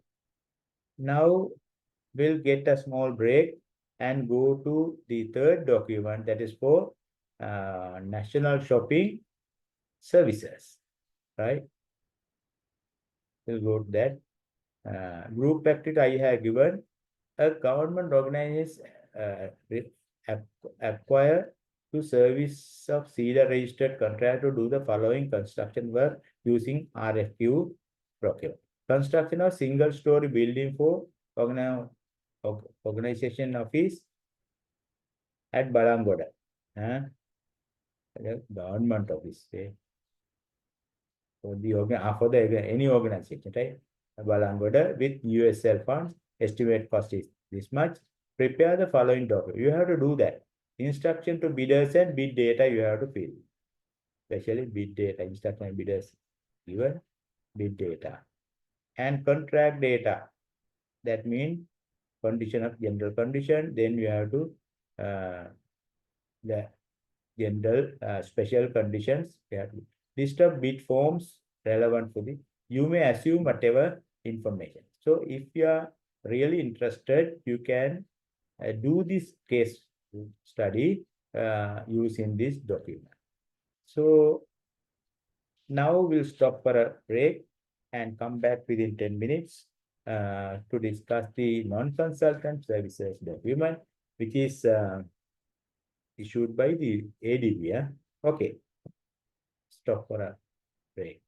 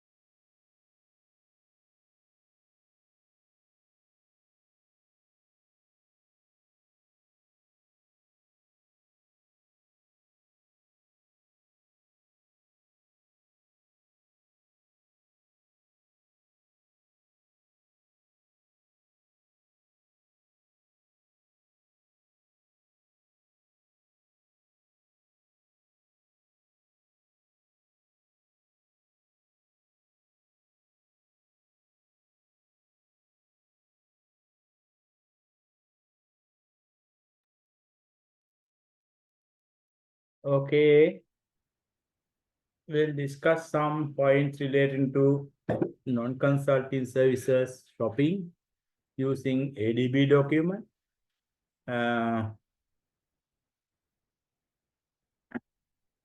According to this document, there are a number of sections. Request for quotation services is one. Form of quotation services, acceptance, price schedule for use under option B. There are options given.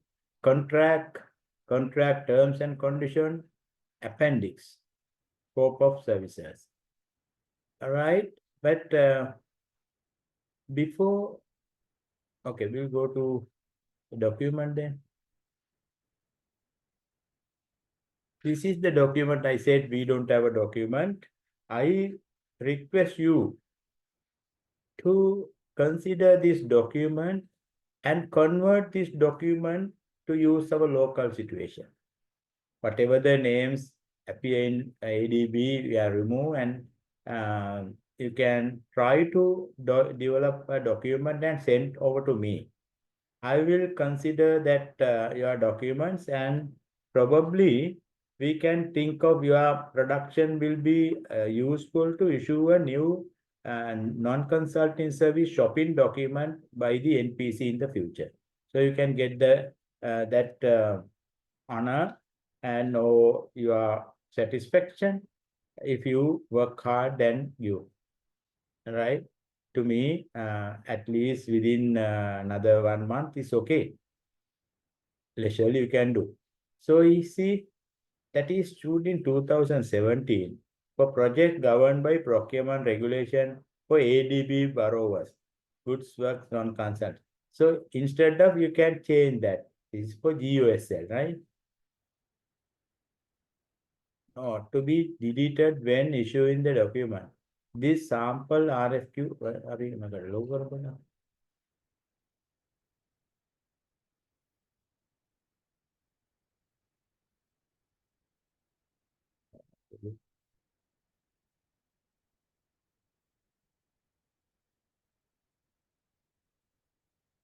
deleted when issuing the document, they say.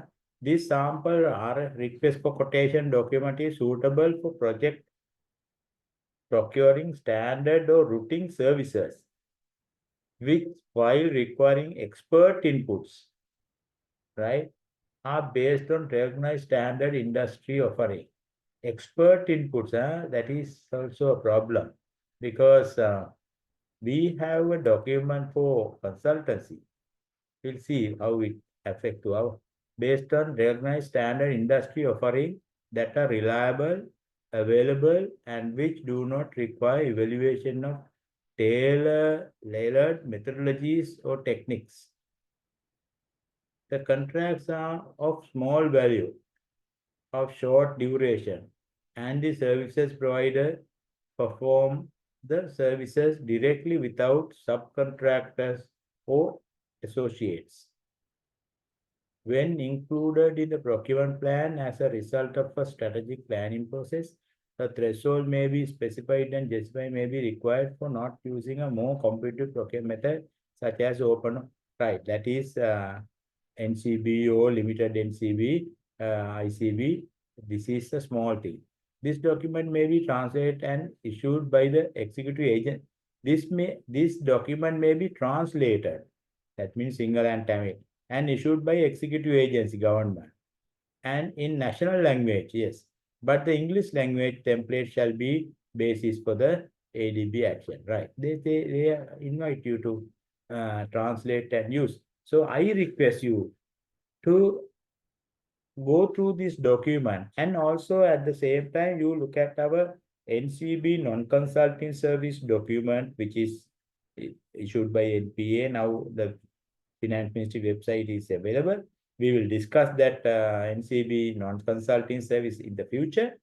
You can read our guide, our standard document, and also see how we can utilize this document for non-consulting service, not for expert service. That is not for consultant service.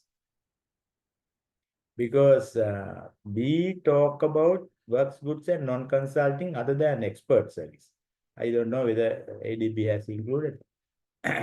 So request for quotation, the project title. So instead of, you can say procurement title, say security service or whatever the service is the project. Source of funding is not necessary because no, it's okay. You can keep, because if we use USL, it's okay. If we use ADB Worldwide, we can put because we have all sources. No, contract reference okay, date okay, sir, madam, to the department or whatever. The client here in service contract, we don't use the client word, right? We use the employer and the service provider. So here should be the employer in service. The client word we use for consultant service. Hereby request you to submit price quotations for the performance of service described in scope of services attached as Appendix A in this document. If you, however, have been associated with the preparation of scope of service, that is subject that this request you shall be disqualified. That is for consultancy, right? You all know. If consultants involved in the drafting of everything, they can't apply as a consultant also. There's a conflict of interest. I think according to my understanding, they have used for this for consultancy as well. We'll see. To assist you in the preparation of your price quotation, we endorse addition to the scope of services, the form of quotation and the contract also attached. Okay, that is okay. If your firm, however, falls under the following conditions, you propose shall not be considered. Number one, your firm are in a citizens national of a ADB member is not a citizen, because that is ADB condition, that is not relevant to us. Your firm have been associated with the firm that prepare the terms of reference. Yeah, that is again, terms of reference comes for consultancy, right? We are not mixing consultancy work and non-consultant, because we have a very clear definition of non-consulting in our guideline, like janitorial service, security service, catering service, transportation service, secretarial service, insurance service, various service, other than expert service. So we cannot use this for expert service, or engage in the preparation of the project for which the contract that is subject to the request for quotation. You, a firm, are owners of by the client. All right, that is conflict. No? You can suitably amend that. You, firm, are the currently sanctioned of temporary suspended. Instead of, you can say blacklisted in our language, suspended, because we also have the same procedure. No? Asian Development Bank is not relevant. Violation is anti-corruption policy. So that is there.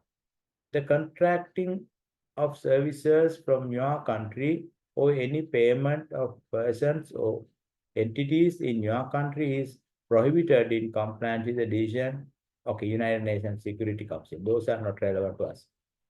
Number 3, to be qualified, you must have experience as a service provider. We'll see what are the service they are looking for. Of the services covered by the request for quotation. As evidence, you must attach a document for your experience. Still okay, experience of service. At least one contract, okay, that is okay, in the last 3 years. That is okay. A size and nature similar to this, okay. Your quotation should be submitted in accordance with the following instruction, procedures, and okay, that is okay. Preparation of quotation, they say, your price shall be for all the items described in the scope of service, right? Say security or catering, or in the scope of service, you can look at. And submitted only in attached form of quotation, that is okay. The currency of quotation price may be specific currency, but that's not relevant, only Sri Lankan. LKR. We are not paying in foreign currency for shopping. You shall submit only one set of quotation for above item. Your quotation must be typed Aikatari in eligible ink and shall be signed by you or your authorized. It's okay. Without a signature, you are okay.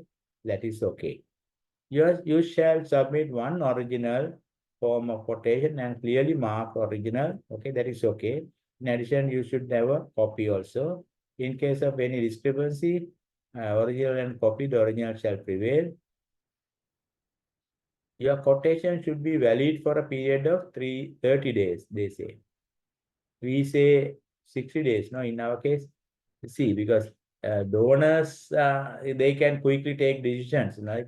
But locals, we need more dates because we have different authority levels and, a lot of red tapes and things like that. Therefore, we have to change this for 60 as we discuss in works document. For the deadline for suspension of the quotation as indicated below, if you withdraw your quotation during the validity period, refuse to accept the award of contract when and if awarded, when you will be executed from the list of service provider. Executed, that means blacklisted, right? That is okay, I think, this para. Submission and opening. Your form of quotation should be submitted by date is there, and the required document should be signed, sealed, and enveloped. That is okay. The form of quotation with the required document may be submitted electronically. We cannot do that. Or facsimile or email are not relevant here still, right? We cannot do that. Under EGP, it's a separate job. When client or everything is okay. Quotation shall be open in public, that is okay, in the presence of participant service providers, representation who choose to attend same day as the quotation submission at time within 1 hour or stated deadline. Within 1 hour of a stated deadline above. We have given half an hour. That is not in the body anyway. So, with closing and opening will be done within half an hour. So 1 hour we cannot agree because that is against our guideline, right? Option, omit the text in part parentheses when the submission of quotation is permitted by facsimile or electronic. So I mean, so we have no option for normal thing. Evaluation and comparison. Quotations determined to be substantial response to the request for quotation will be evaluated by the comparison of their offers, offer prices. A quotation not substantial response if the contain material deviation. That word you are familiar for reservation. That means major deviation, right? To the terms, conditions, and specification. That is okay, that word, no problem. In evaluating the quotation, the client will adjust. Instead of client, you can say employer, because in case of service, we use that word. Will adjust for any arithmetical errors as follows. When there is a discrepancy between the amount in figures and the word, the amount in words will govern. There is no problem, but we need not to put everything because we can refer our guideline. Guidelines say how we can correct arithmetic errors. I don't think we should put in the document. Where there is a distance between the unit rate and the line item total resulting from multiplying the unit rate, and unit rate as court will govern. Everything we can, again consider our guideline, right? Because once we issue the guideline, all principles will apply, right? And there's another thing, gross misplacement or decimal point, that is also there. I don't think that we should incorporate this type of thing in the body. If you refuse to accept the correction, your quotation will be rejected. that is given in our bid security. So bid securing declaration form, not in the body of the bidding document, right? Bid security we take if the bidder is selected, he should sign and keep performance security, etc., etc. Otherwise, that will be bidder will be forfeited that security, and that's something like that. So therefore, I don't think that should be incorporated into the body. The client shall award the contract to the service provider whose quotation has been determined to be the substantially responsive. That is okay. Has been offered the lowest price. That is okay. The service provider whose quotation has been accepted will be notified by the client service provider within inside number of days. Yes, we have put 14 days, something like that. But in case of quotation business, I don't think we need 14 days. We have to put lesser date considering our guideline. New guideline, we have mentioned categorically different dates. Very high procurement also, we have given once everything finalized within maybe 3 working days, something like that. Days from the date of submission of quotation through the general copy of the form of quotation, whatever. The successful service provider will sign the contract, that is okay, governed by the annex terms and condition, okay, that is okay, in addition to the quotation, right. Further information can be obtained, that is okay.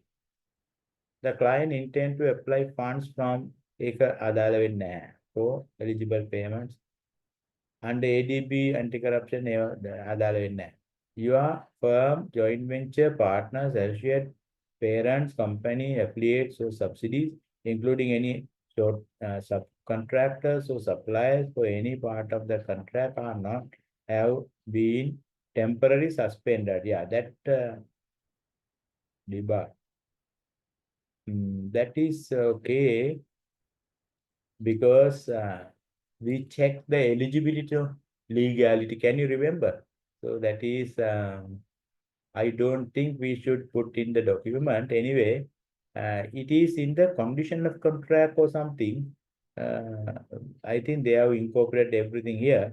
Anyway, you can think of that. If so, debarred, eligible, temporary, suspended or blacklisted, please state details. Name, institution, okay. I think that is also a good thing. Bidder himself should disclose his suspension and all. Your firm, joint venture, parent, associate, parent company, blah, blah, blah. Any subsequent contractor, key officials and directors have not been charged or convicted by any criminal offense. This part is not in our document anyway, but you check our conditions, normal conditions of complaint. If so, charge or convince, right. If you are firm, but that is important thing you can include in our new guideline. We say bidder cannot submit 2 bids. Bidder should give a declaration for that. There is no collusion and bidder has not given 2 bids under different names and something like that. I think that is important, especially for service contract. Bidder put 2-3 names and under different names, but the same bidder. Can think of that if you are really interested.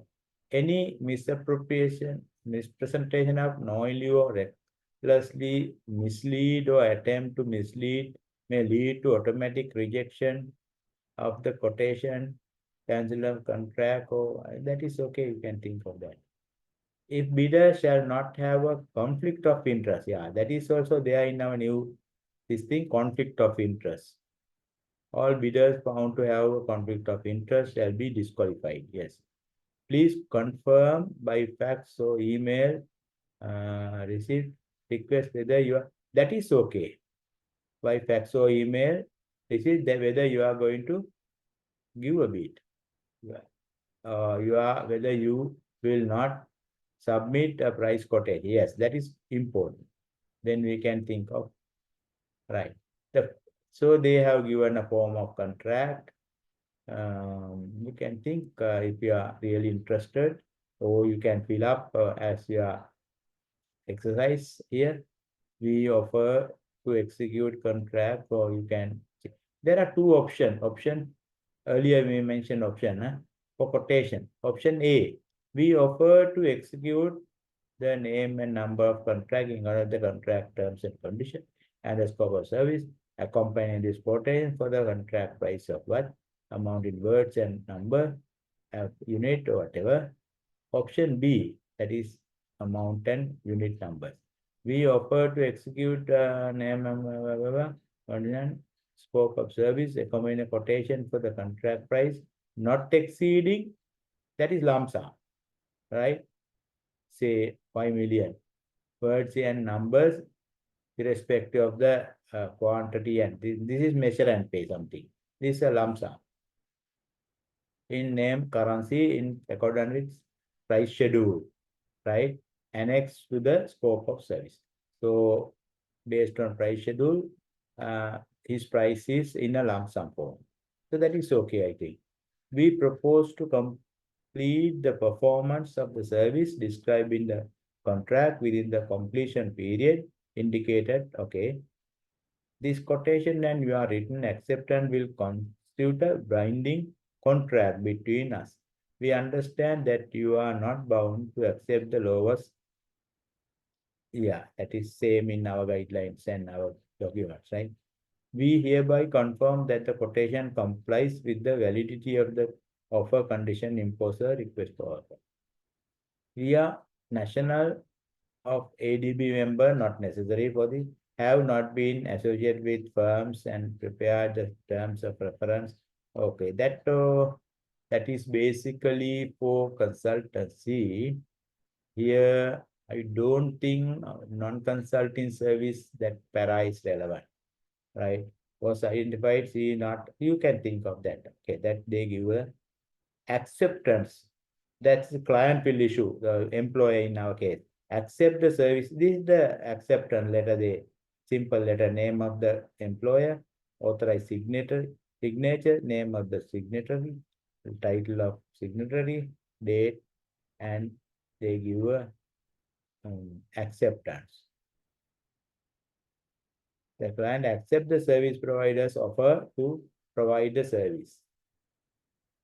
Okay, that is something.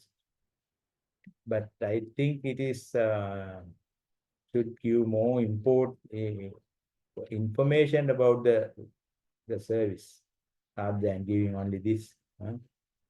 This is the price schedule. Option B, lump sum, item, activity, unit, and unit price. Option B. Contract is also given, a normal contract format.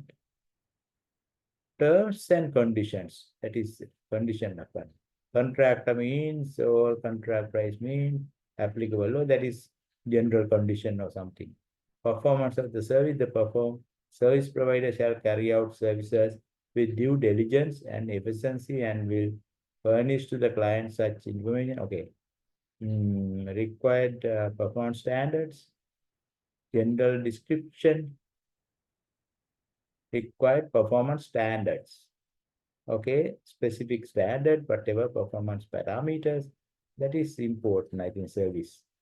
Service completion schedule is given, fixed contract price, taxes and duties, payments upon submission by service provider of claims and subsequent verification of claims by client, payment. Okay.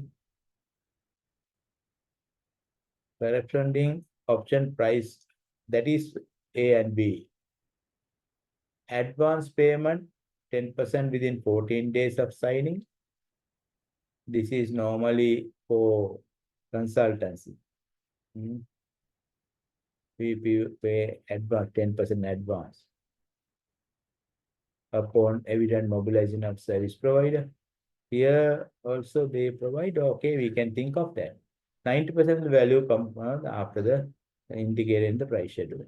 Option B, advance payment 10% same. Advance payment. advance.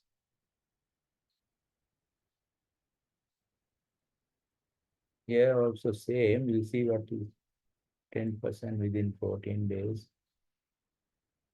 of signing contract one evidently in accordance with the price schedule. Price schedule. The amount resulting from multiplying the claim and verified quantity of the item or activity with the unit price indicated in the acceptance form quotation. So they give a price schedule now. This is also price schedule. We'll see what is the difference. Resolution of dispute resolution is also they give the client and service provider shall make every effort to resolve amicably. That is okay. By direct informal negotiation and disagreement or dispute between under contract. In case of unresolved dispute, the dispute shall settle according to the provision, whatever the provision say, adjudication and things like that. Independent service provider. Nothing contained in this contract shall be construed as establishing a creating the relationship of master and servant. Here is some new thing. There is no master and servant relationship. Employee and employee, employee and service provider. No, that is not there again. Or principal or agent, that is not relevant. All three terms not relevant here. Client and the service provider. Client and the service provider has no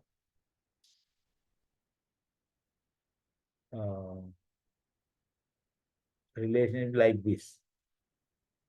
Or his employee or agents, other persons engaged. I mean, that's a different idea. Intellectual property rights. We'll see how it affects to our thing.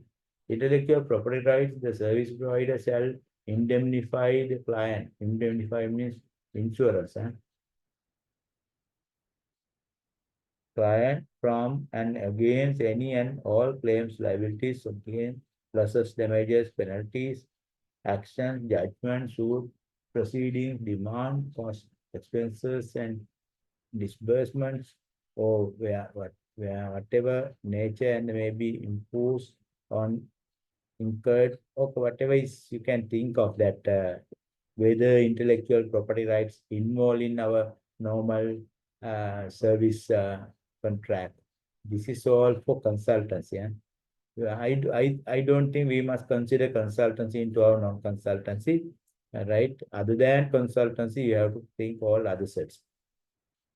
Termination. The client may terminate the contract in whole or part if the service provider, in the judgment of the client, has engaged in integrity violation. Integrity violation, they say, in our case, performance we can think of. In accordance with clause complete in the executive contract. So integrity violation, other than integrity, we are looking, I mean, service providers, we have a lot of problems. They are not delivering their service, quality service properly. For example, if a canteen is given to provide food, so there are a lot of complaints from customers or employees, their food is not quality. If you recruit security firms, they are not doing their job properly, and they recruit very old people, and they are not doing the security job. And you think of all services other than how we can terminate the contract. Post major unforeseen, the service provider shall not be liable for penalties or termination. But one point is important, especially for security services. They think they should pay the minimum wages prescribed by the labor law. So something like we can include. Then if service provider put a lower rate, against the minimum wage rate, we can disqualify them or reject them if we have put in the document. Otherwise, we cannot. Force majeure shall be liable for penalties or termination for default, if any, to extend that delay in the performance or other failure to perform its obligation under the contract is rest of even the force majeure. Shall not be liable, yeah. Service provider shall not. Service provider shall not under force majeure, unforeseen. That means act of God generally, act of God. දෙවියන්ගේ වැඩ. For purpose of this clause, force majeure means an event beyond, an event beyond the control of service provider. So in our guidelines, our document also, we interpret that. And not involving the service provider's fault or negligence and not foreseeable.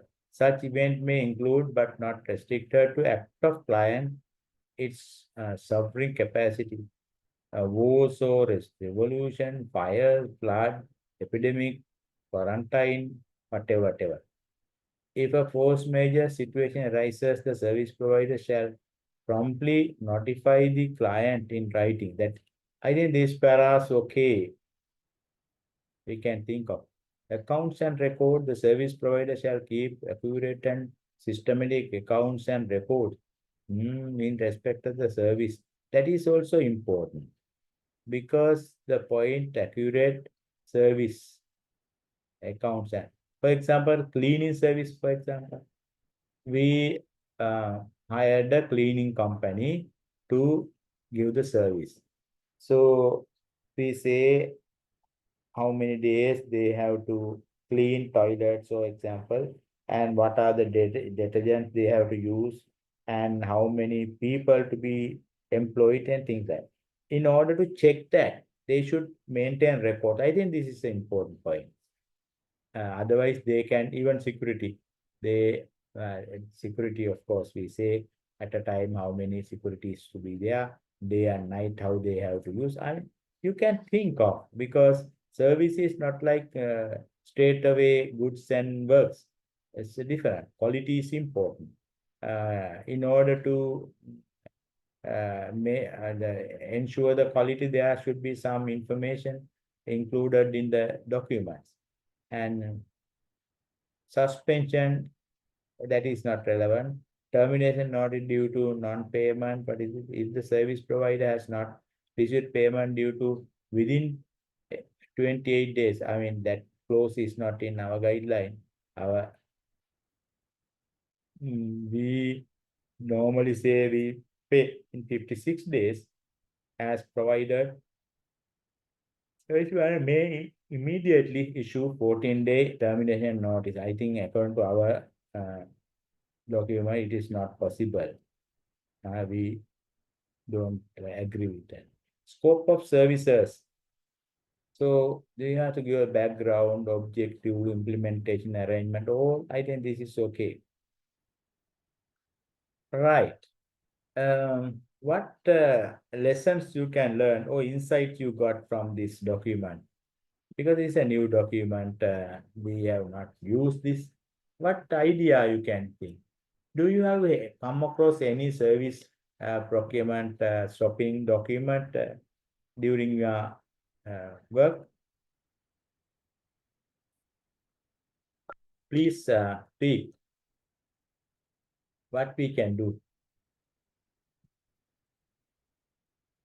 What do you feel about this document? In my case, I haven't come across such things because it's not related to my work. But however, as I went through the document that was submitted by you, I mean, which was issued by ADB, I feel that it has been meant for another country from ADB. So as you said, No, this is their standard document, standard bidding document. Use any country, ADB member countries they can use. But what do you say, this is not relevant to you in your company? You are not deploying service providers? No, not our purview.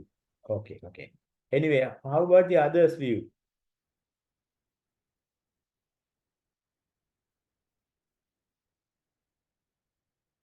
Any comments?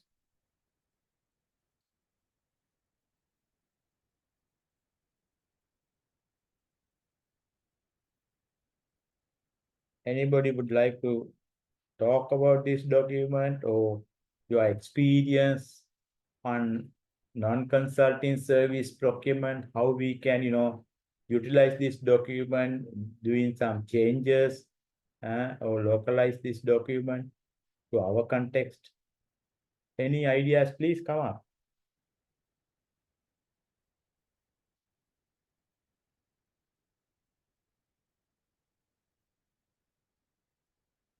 No idea?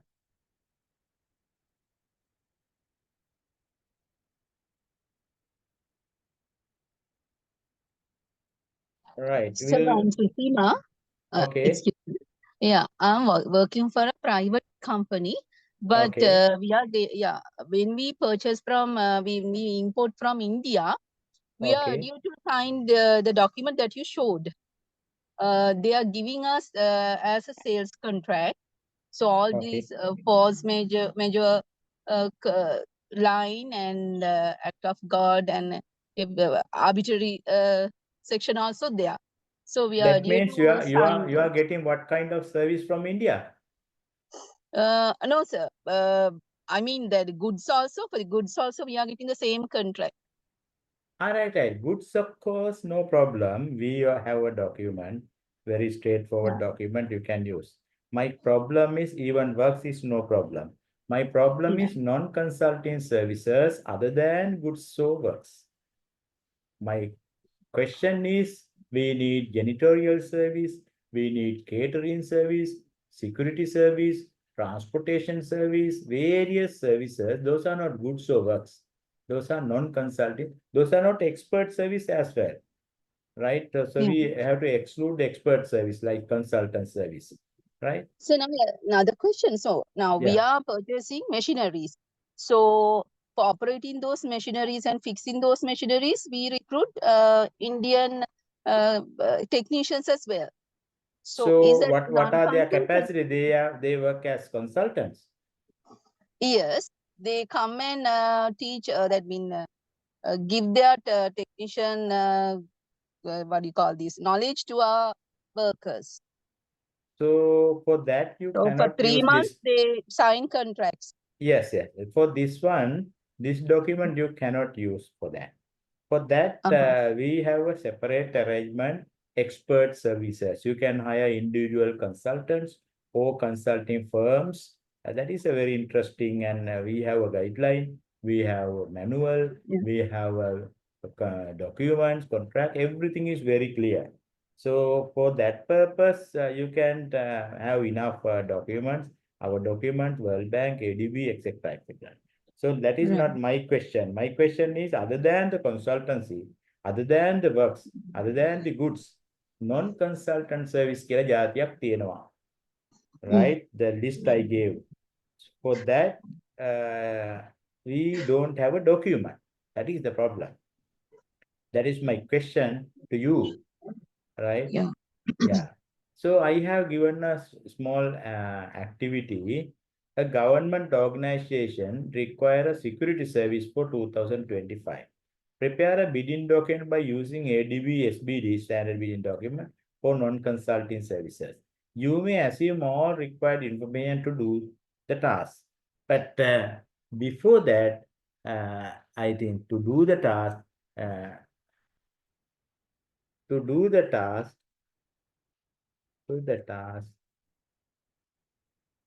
you are required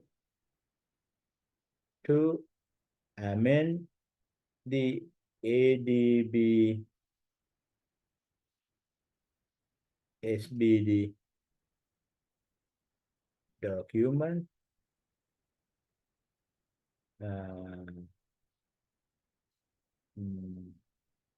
for GOSL procurement, non-consulting procurement, consulting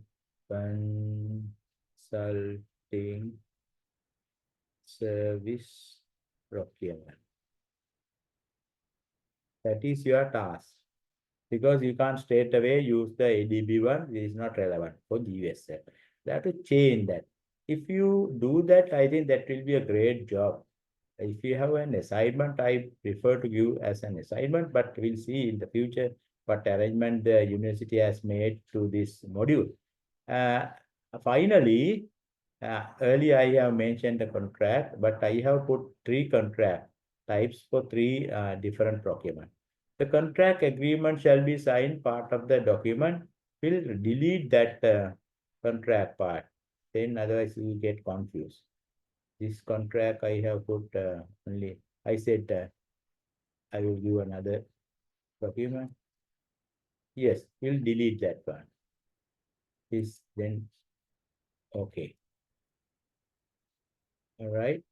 This contract, now see, the contract agreement shall be as agreement part of the document. As per the decision of contract cover, the PE shall enter into a mandatory legal agreement with the selected contractor, supplier, or service provider in writing by following the legal accepted format with respect to following procurement. Goods contract exceeding 1 million, you should have a mandatory agreement. It's a must. If the value is more than 1 million, in case of goods, you should have a written agreement. Works or services, both. If it is more than 500,000, it is a must. So almost all things are more than this. 500,000 is not a big security or whatever. Accounting, AO means accounting officer or his delegate. I don't know, people are familiar, accounting officer. Officer means head of a department in a government, right? Or his delegate shall sign the contract agreement not exceeding the authority.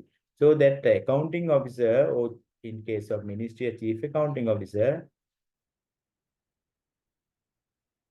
say, or chief accounting officer can delegate that authority to down the line under the delegation of financial authority document that should be prepared every year in the beginning of the year.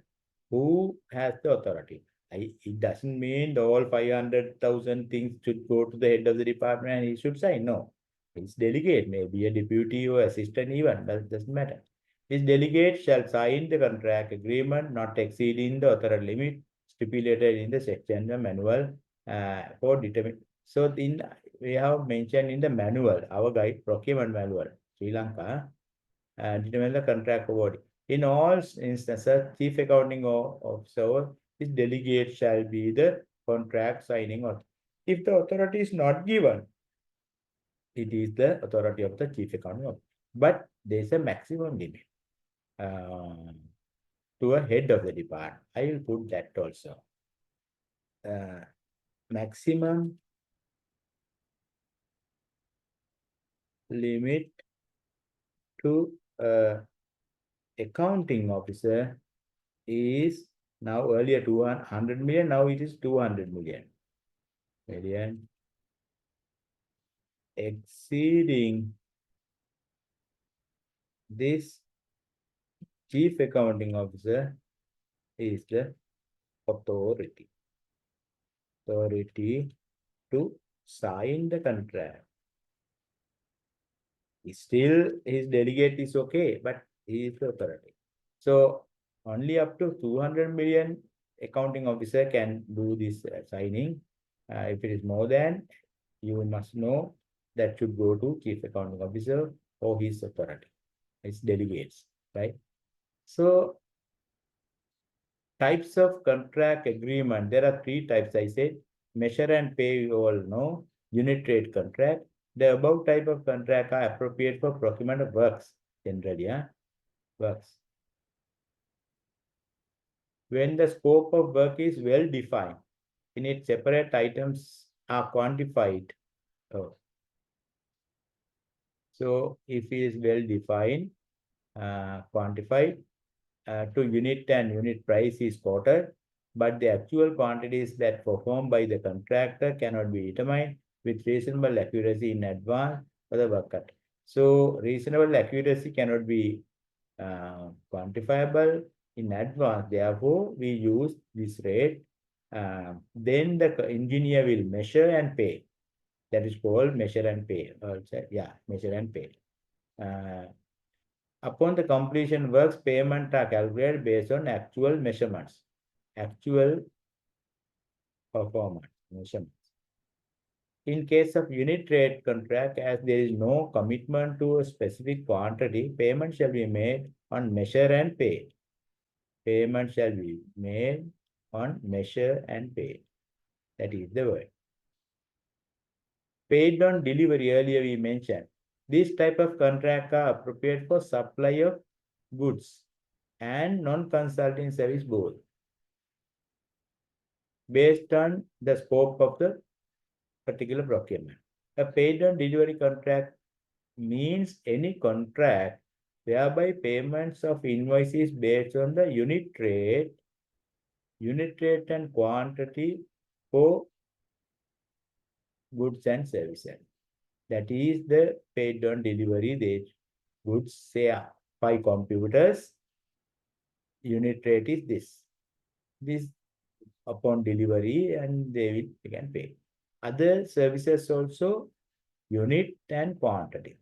In respect of goods, partial or full delivery shall be carried out to the designated location as per in the delivery schedule under the right.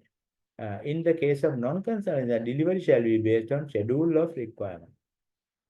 Non-consulting service, we use the word schedule, we give the schedule, work schedule, requirement schedule. So you must have 24-hour security, for example. Each day, daytime, how many securities, all things we have discussed. Goods, part or full delivery. In case of goods, part or full delivery. Carried out to the designated location as specified in the delivery schedule. That is the word, delivery schedule. Okay, that is the word in goods contract. Okay, this is a paid on delivery. This is given in our guideline manual also. Lump sum contract, there is another very common thing. In a lump sum contract, the contractor supplier service provider, that is commonly applicable to all. Contractor, we give, okay, you do this, tell us the price. Okay, he has to complete the work, right? If partially completed, payment will be deducted. But there is no measure and pay method. Supplier or service provider agrees to perform the scope of contract for a fixed amount. That is called lump sum. Payment percentage or amount, sometimes percentage, payment percentage. 10% will be paid upon completion of this. 30% paid, something like. May be linked to the completion of contractual milestone. So payment is linked with payment contract determine percentages. If you complete this percentage, then you will be paid this much. Lump sum contract may be appropriate when the scope of procurement can be clearly defined, clearly and accurately specified, and can be linked to the milestone payment. That should be able to link to milestone payment. Otherwise, not possible. No? At the time of bid invitation, example, simple civil works, and the contractor is responsible to deliver the completed works, plans, or pre-built information technology solution, including turnkey contracts, design and build contract, all big contract, we can use this lump sum things. And engineer, procure and construct, EPC contract, and shall be paid on lump sum basis upon completion of respective milestone. Okay. So finally, performance-based contract. In a performance-based contract, the payment are not made for inputs. Payments are not made for inputs, but for measured outputs that aim at satisfying functional needs.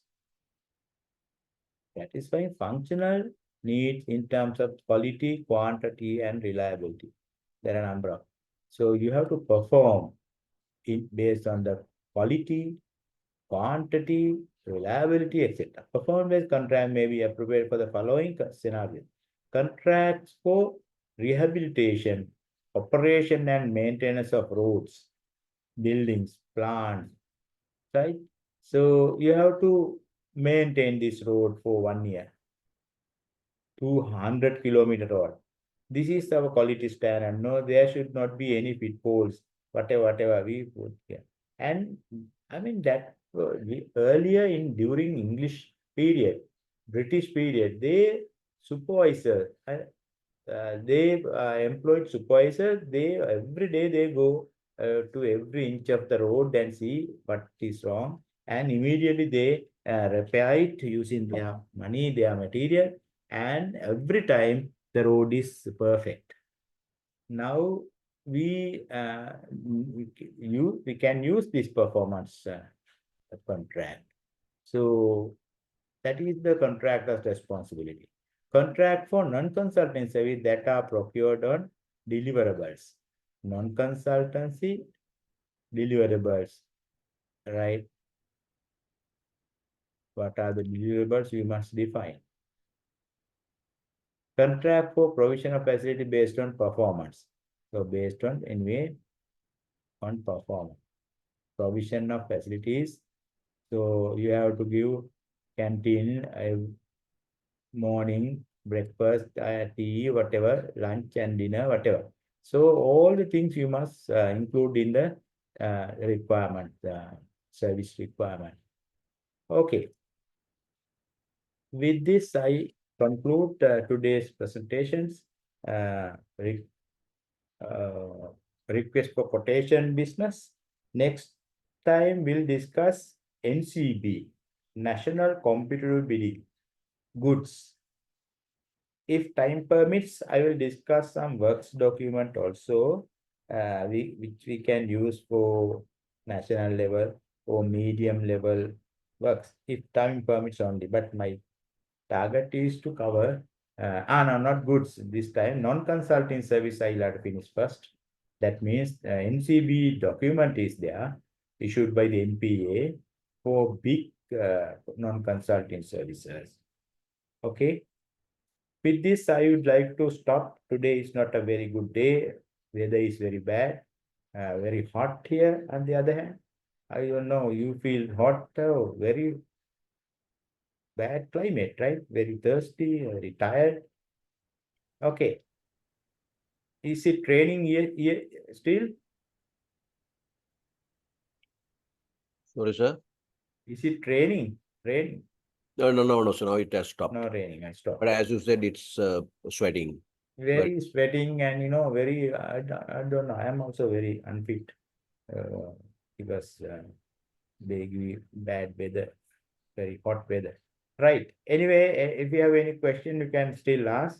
And are you going to look at the non-consulting service document? I appreciate if you can do leisurely, not in a hurry. Hands forward to me if you can do something, right? We'll do it, so you give a month. Okay. Thank you so much. That will be a great job. That will be a great job since we don't have a document. Try to do that. Or as a group you can do. We'll do as a group, sir. Yes, sir. I think that is good. Right, thank you so much. Thank- Shall we wind up then? Good night, sir. Good Thank night, you. everybody. Good night, sir. Good night. Thank Good you, night. sir. Thank you. very much, Thank you, sir. sir. Thank Thank you you. all Good night, participants. sir. Good night. Nanduni, if you are here, please divide us into groups and send us so that we can do it. Nadini, you are Okay. still there? Yes, sir, I'm here. Yeah, that Naduni, I assigned a small work to this group. This is to develop a non-consultancy document for national shopping or request for quotation. We don't have a document. We don't have a local document. If you have followed this one, you can think what information we can get from the ADB document. This as a task, you can assign them as a group assignment. You can assign a couple of groups as their preference and let them to develop this document. NCB, Okay, sir. sorry, National Shopping non-consulting service document. Right, I Okay. have given in the exercise. Slide. So, yeah. I saw, sir. Yes, sir. Okay, Naduni, shall we stop then? Yes, sir. Sure, sir. Thank you very much, Thank you. sir. Thank you so much. Okay. night. Good night, sir. Good night. Good night.